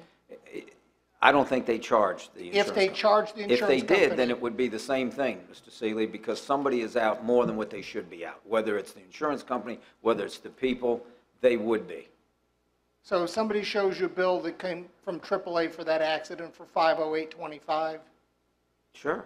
If AAA is out 508.35, then I would say so. Sheriff, one of the things, I'm just saying, and I mean, this is a difficult situation. This isn't easy. This isn't easy on us. I mean, this isn't our expertise. My only concern is consistency. Sure. My concern is consistency. I mean, when someone's out there and they have that's not something that people should have to be worried about, is what they're being charged for towing when they have an accident. And I have a huge concern for that, because in a way, they're a monopoly. I mean, when you call them and you say to them, hey, look, you're the one, you're getting the call, you're the one who's going, when your deputy calls for a towing and they're in that zone or whatever, they're a monopoly. And if there's no oversight on them and they take advantage of people, I mean, that's where is the oversight? I mean, Okay, hold on, let me finish. I have a monopoly over my district. And I think you know what monopoly I'm talking about. And it's frustrating because the only thing that can overlook them is State Corporation Commission, and we need them to look over them, and it doesn't always happen. Okay, and so you're giving that towing company, when they go, a monopoly, and you're expecting, hey, you're the one in charge of this, and we expect you to be charging a fair fee.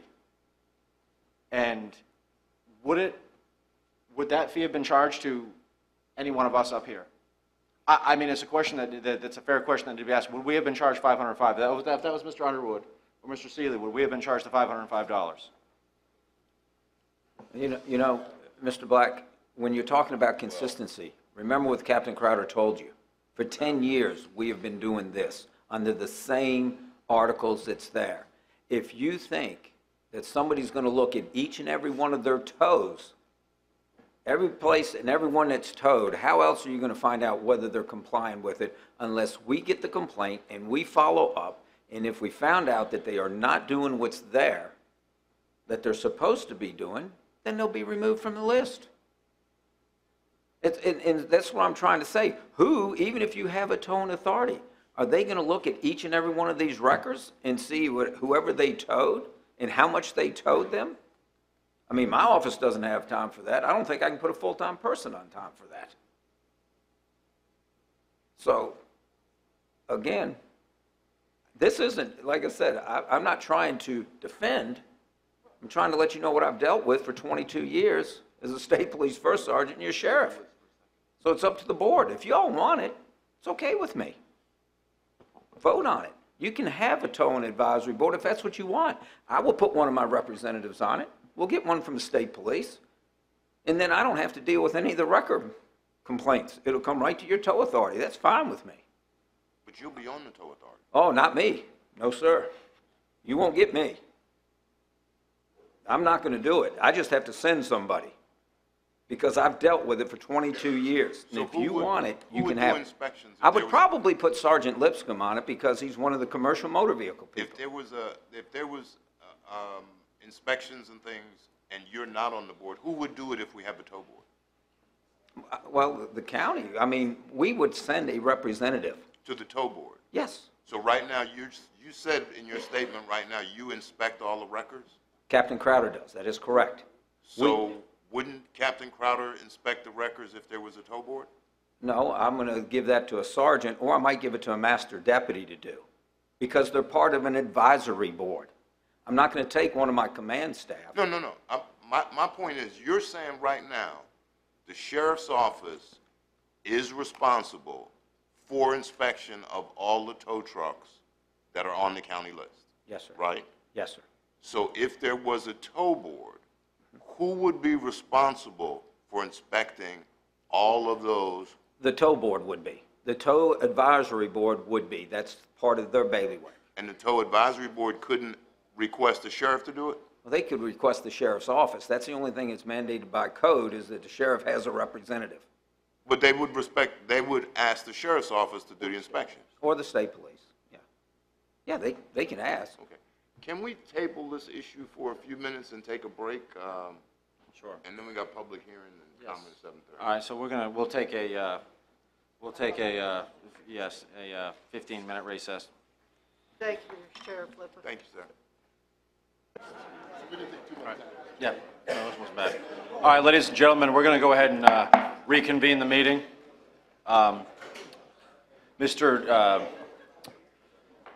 During the break, Mr. Underwood had a suggestion, which I am fine with as long as the rest of the board. I can poll the rest of the board. Mr. Underwood had a motion to table this and actually have a work session with some of the towers in the county to discuss the pros and cons of the towing board, what the situation is now, so forth. So I think that would be probably the best solution. I don't think we're going to come to a resolution tonight, and to be honest with you, I think of the 5 of us that are up here tonight, none of us are experts in this field, for sure. So if I could take a motion to table and then set up a work session with some of the towing companies. Yes, set up a meeting, right? Mr. Chairman, I make a motion that we table the conversation regarding the tow board and allowing us to have a work session with the towing community and get the pros and cons, and bring it back to the board and put it on the agenda at a later time. Yes, it's like a work session you have with schools or fire and rescue. Are we going to do a whole board work session, or do you want to meet with them privately No, I first? think, no, a whole board, right? Okay. Yeah, a whole board. Second. Yeah. No, I think we should do it. It might take a while. I think we should do a standalone. Just because I'm afraid if it goes on for a while and if you have a bunch of people here, we shouldn't be rushed. So we'll have a standalone meeting with the towers in the county. So we'll put out something out publicly. We'll have that meeting. Now we're just at the end tonight. We'll set up when that's going to be. Is that okay? All right. And so tonight, at the end of tonight, we'll set up when that meeting will be. We'll get information out to all of you guys as to when that meeting will be. Okay. So I have a motion and a second. Is there any other? Yes.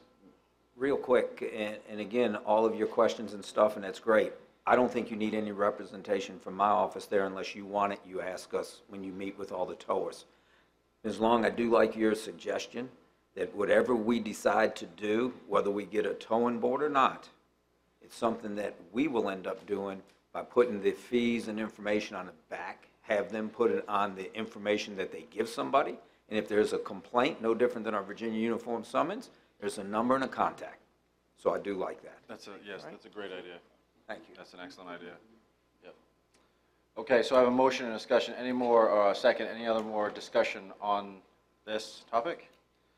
All right, all those in favor of the meeting with the towers, say aye. Aye. All right, motion carries, and we will move on to public comment. We are now to the public comment section. Public comment time is a time for anyone can bring up anything that is related to something that is not a public hearing tonight. So if anyone would like to come forward, you have 3 minutes. Just state your name and your voting district, please. Susan Seeley, Bowling Green District. I just want to remind everybody that Memorial Day is coming up, the 29th. The local VFW post will have their ceremony that they always do annually on the courthouse lawn. But it's also in partnership with our World War I, World War II commemorative this year, in that we will have all of our county museums open throughout the weekend, open at 10 o'clock, close at 4. The service on the courthouse lawn on Monday, the 29th, starts at 10. The Sheriff's Office is graciously providing the color guard, and our featured speaker is Delegate, the Honorable Robert D. Orrick of the 54th District will be our speaker, so we hope that you all will come. Thank you very much. Thank you. Is there anyone else who would like to speak on anything that is not a public hearing? Is there anyone? State your name and your voting district, please. It's A.J. Johnson with Anytime Towing. I just wanted to say a couple things that, I want everybody to know. Mr. Johnson, what voting district are you? Are you in Caroline? Do you live in Caroline, or? No. Okay. No. Thank you. I just wanted to say it's almost like we didn't speak up and say that we do have a heart here. We do tow a lot of stuff for free. I can give you, for instance, the other day I had a call, came into the office. It was a lady from Lake Caroline. They called us to tow the vehicle. We towed her vehicle. My dispatcher called me. I was out of town. She explained that the lady was towed and she had to pay her fees. Lady came to me, well, didn't come to me. I actually put her on the phone. Come to find out, they're having some great big yard sale, garage sale, whatever it was, in Lake Caroline. And she told me that her mother was disabled. She had to go to the house to get some stuff, and at that time she was towed by Lake Caroline. At that time, I informed her we wouldn't charge her a dime. So that's one, So there is, there is a light here, and I want everybody to realize on the board, we do have a heart, we do have families, and we have a big business that it costs us a ton of money. One thing that costs a lot, I'd like to get a break on my personal property taxes for my towing business. I'm paying $40,000 a year. That's quite a bit of money, but I got to suck it up and pay it because I don't have anybody that can change that. The lady with the horse trailer, I don't know if y'all knew about the lady with the horse trailer. She had an accident and came to me last week and said that she didn't have money to pay for her horse trailer, that she's in a lawsuit. I've had it for 3 weeks. We were charging storage on it. I ended up agreeing for $200 and letting her get rid of a horse trailer. So a lot of these issues that we're having come up, the one, for instance, we don't have that. When we have customers that don't have money to pay their bills, they don't come pay their bills. We're stuck with a lot of vehicles that we never get paid on. But we still pay our drivers. We still pay our workman's comp. We pay everything we're supposed to pay. So unfortunately, when she came and paid her bill, there was a problem when we addressed that. But when she came and paid her bill, that was a surprise to everybody because we don't have people that walk in our office and pay a bill. If they get their car towed, they've totaled their car and rolled it 4 or 5 times, they come get their personal belongings out of their car and they say, see you later. They don't pay us a dime. But we have to spend the time to recover it, pay our drivers, have all the stuff that we have, and let somebody get in their car for free and get all their personal belongings and then walk away with a smile on their face saying you're not going to get paid for it. And that happens 99% of the time when people don't have insurance. So that's all I have to say. I do definitely want to do a discussion, but there's a lot more that's involved with just towing. You know, I'm a Wreck Master 89RA, one of 72 in the world Wreck Masters. So I have a lot of experience and I do a lot of training behind the scenes. So, you know, if one of you guys want to come one-on-one and spend some time with me, which would probably be a good idea to see what we really got going on. Nobody sitting back here sees what we got going on. Come visit my facility. I towed 23,000 vehicles last year. Thank you. We have a whole lot of stuff going on. Thank you. Thank you. Is there anyone else who would like to speak on anything that is not in the public hearing section of tonight's agenda? Is there anyone else who would like to speak regarding anything that's not in the public hearing section of tonight's agenda? With that, I will close the public comments, and we will move on to our first public hearing. The first public hearing tonight is the VDOT fiscal year 2018 through 2023 secondary road 6-year plan and fiscal year 2018 secondary road construction budget. Good evening, members of the board. Richard Spurlock is here. He's our project engineer in Fredericksburg residency, and he'll be doing the public hearing tonight. Richard brings a wealth of experience to our residency. He is handling the construction and the preliminary engineering side of the residency. So these roads that are getting built in the county, Rick is heading that up and making sure that they're getting done on time. So Rick will be giving the presentation today. Good evening. As Sean says, I'm the project engineer for the Fredericksburg residency. Before that, I was in the programming section, so I got to help with the secondary 6-year plan this year. The Code of Virginia requires the Board of Supervisors and Department of Transportation to have a secondary 6-year improvement plan and a priority list for the budget. We have provided a proposed plan and budget for your consideration tonight. Today's public hearing is being conducted for the fiscal year 2018 through 2023 plan, as well as the current fiscal year. Please keep in mind the plan is for construction projects and new projects and not maintenance work such as snow removal and cleaning ditches and potholes and that sort of thing. The proposed 6-year plan has the following recommended: Route 760 Sorrel Lane, Route 629 Monarchy Road, and Route 622 Durrett Road. All of these routes are non-hard surfaced roads that are being constructed to the department's rural rustic standards and paved. Please note the funding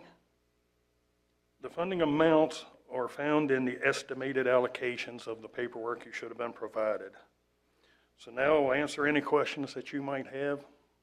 Otherwise, recommend that we open for the public hearing. Does anyone have any questions? Anyone all? All right, I'm going to go ahead and open the public hearing. Is there anyone who would like to speak regarding the public hearing? Is there anyone who would like to speak regarding this public hearing? Ask one more time. Is there anyone who would like to speak? No, I speak. I will close the public hearing. Is there any questions? Are there any questions? Mr. Thomas? Yes, sir. Monarchy Road. How long did it take for that to get onto the system to actually be funded?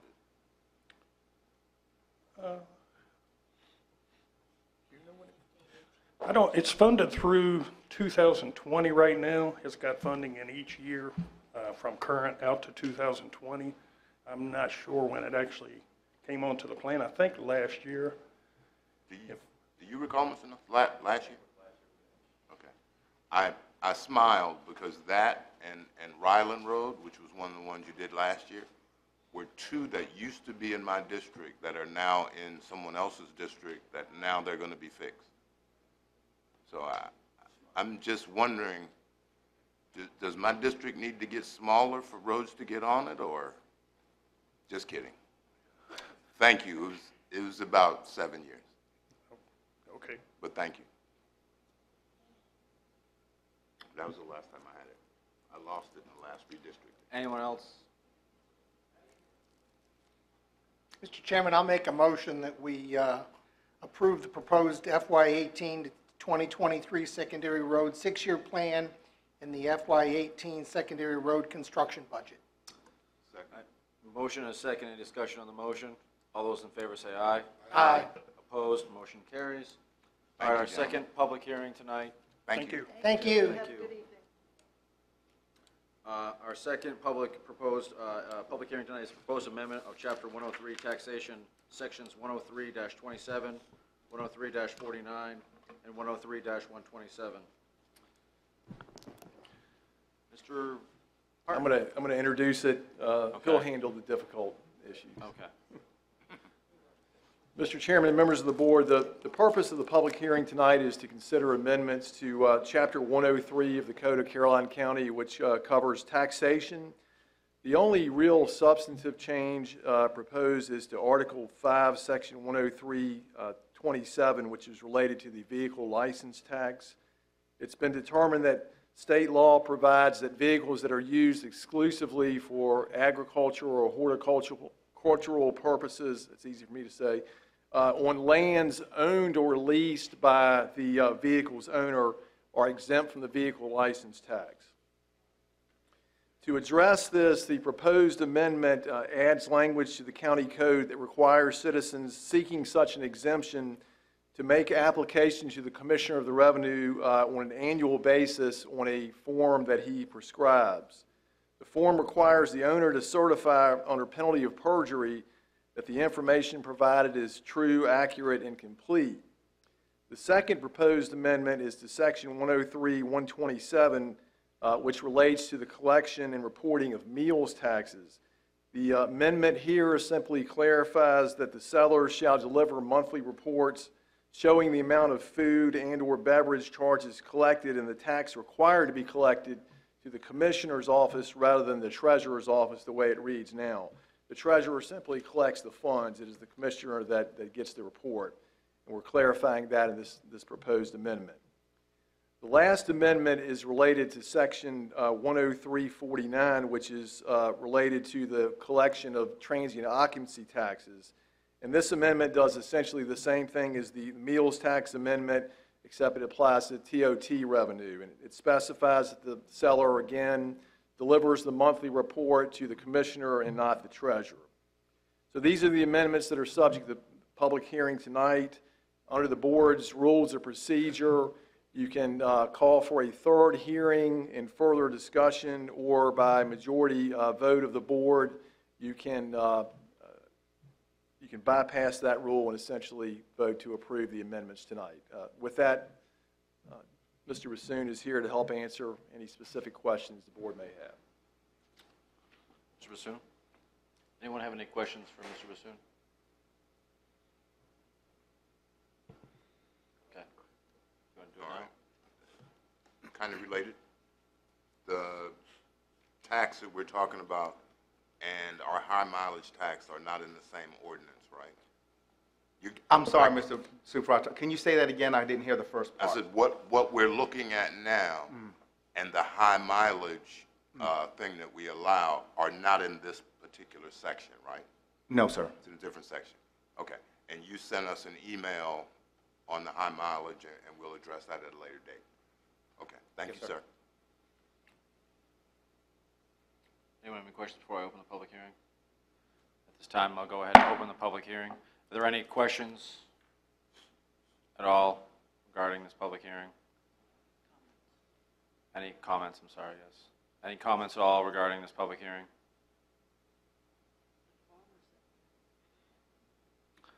At this time, I will close the public hearing. Do we have any questions at all on it?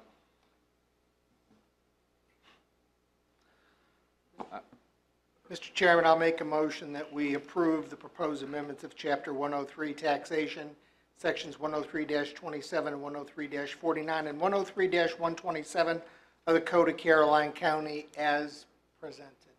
Second. Motion, I have a second. Any other discussion on the motion? All those in favor say aye. Aye. Opposed? Motion carries. I think that brings us to, I think that brings us to our agenda item number 11, which is information, calendar items. As you'll see on the calendar, we do have a 2-on-2 scheduled for tomorrow with schools at 4 o'clock in my office.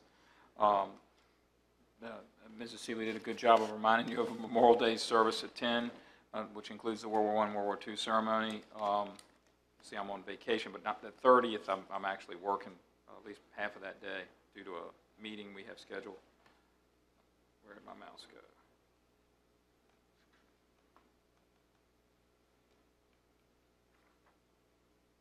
June meeting is the 13th.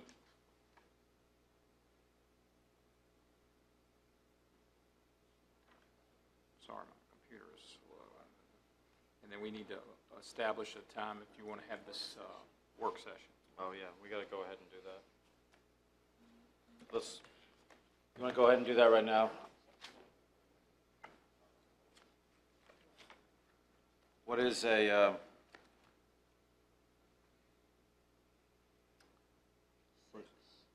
You almost have to go after the 13th. right, Mr. Cully's gone the whole first week of June. right. And then you're he's into the coming board back. meeting week. Yeah, but then you're into board meeting week. So I'm okay with, do you want to go,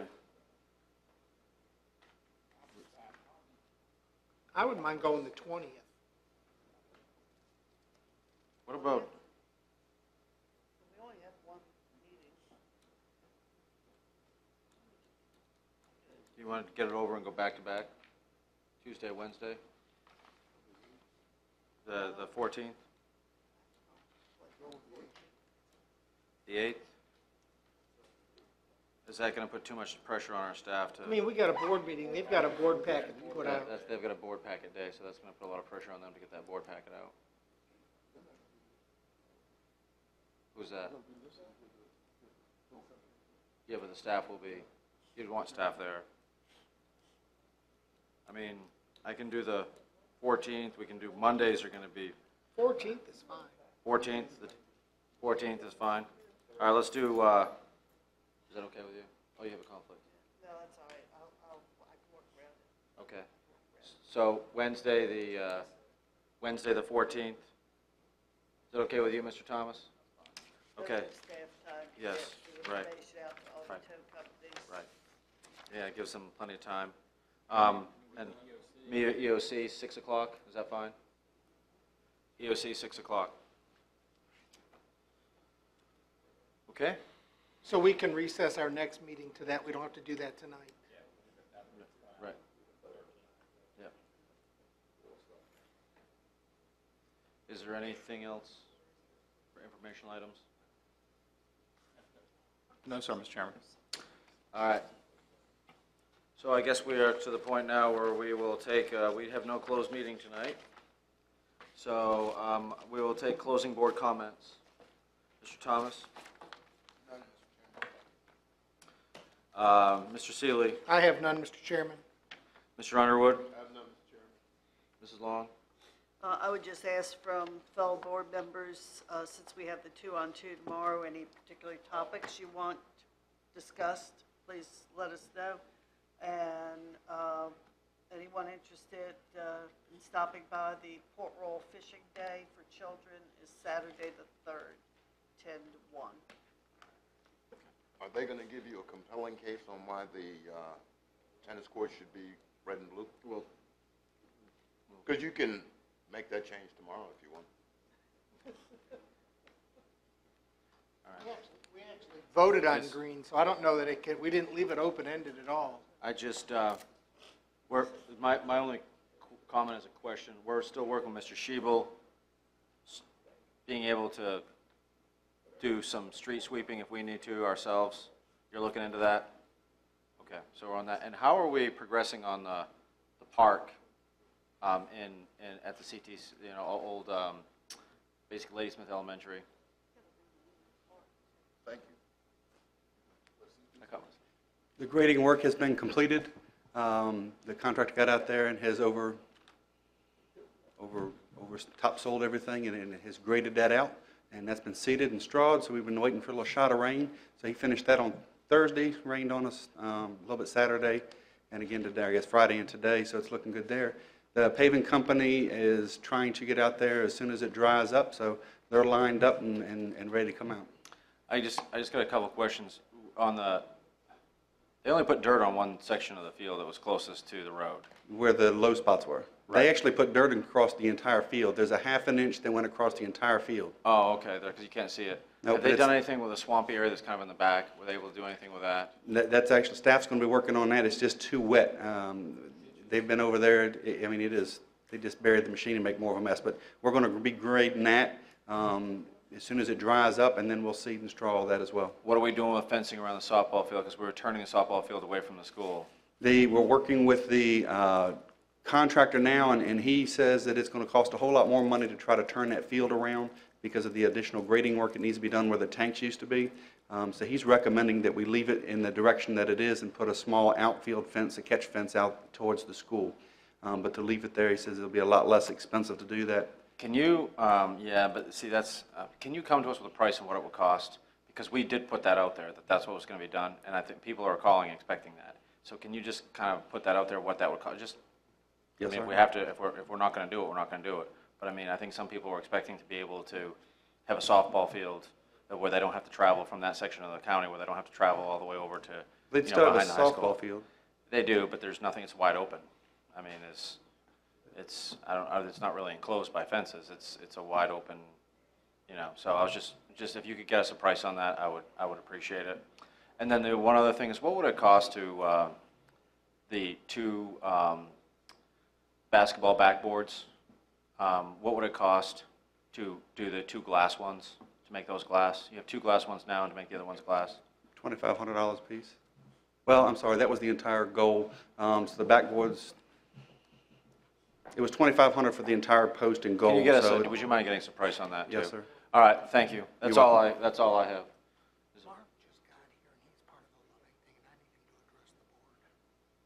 Okay. Okay, Mr. Loving, would you like to come forward? Mr. Seeley said you had something to say.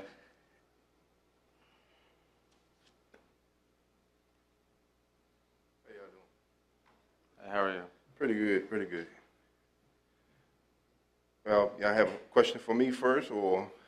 Well, I'm just responding to the email that you got, and I'd just like you to tell the board where your family stands on. Okay, well, little update. Well, my mom, she has decided to go with the revised version of it. It was brought to my attention months ago about putting a landmark plaque about my grandparents, as stating there, I guess, along Route 301 and 721. We did a back and forth between me and Jim Hare down in Richmond, and I still feel the same way about it. I'm still against it, but my mom, she went ahead and approved of it, but I'm standing here tonight to say I'm still against it. I'm still against it. I know a lot of people, you're probably wondering, it's like, hey, that's your mom, she's on top of everything. My whole point is that my grandmother raised me. I stayed with my grandmother for 17 years until my last year of high school, and then of course I went to college and started my own family. And I just don't sit right with it. I really don't. Yes, go for it. Do you have a question? Can you explain on the wording, do you have an option, or have they just said no? Have you set your wording into That was the them? thing. We couldn't put our words on the plaque. They came with me with the first version. There was, we didn't agree with it at all. They reworded it was fine. But when I said, how about this, that, and the other, it was such a problem. And I told them then, well, you know what, just forget about it, find somebody else to make the plaque on. And that was the last thing I heard until a reporter contacted me and saying, hey, this thing is going up, you know, we want to meet with you, blah, blah, blah. And then I called Mr. Silly and say, hey, this is coming up again. So Is there anything you would like the board to do to help you with this? I would like for the board to have it so we can put our own words on there. You know, not just the state just to make up anything they want to put upon.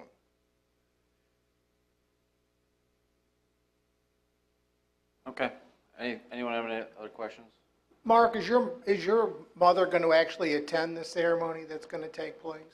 I don't know. I don't even know what date they trying to plan on having this thing. The 12th of June. Well, of course, it's really a loving day. Yeah. Because they've asked, Mr. Cully, go ahead. I did receive the wording today, if y'all would like me to read that. Okay.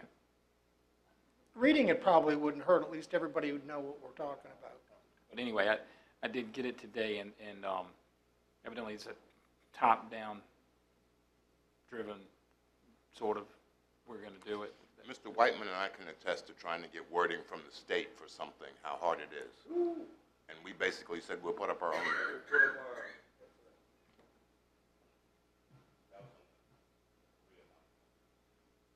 Okay.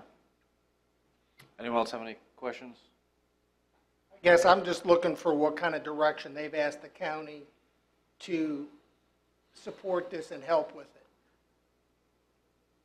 I told them where they might contact the school for parking, because during the day, this parking lot's pretty well full with, you know, they were thinking maybe need 50 spots. I didn't know where the summer school was going on, so I put them to the school, and they were going to contact the sheriff's office about Okay, other so it's all taken track. care of. They were already, that's what they were doing, other Okay. than wanting to know if they could use the parking lot here, which Social Services and Health Department had that, you know, between employees and clients on a Monday, that, you know, not be enough spaces.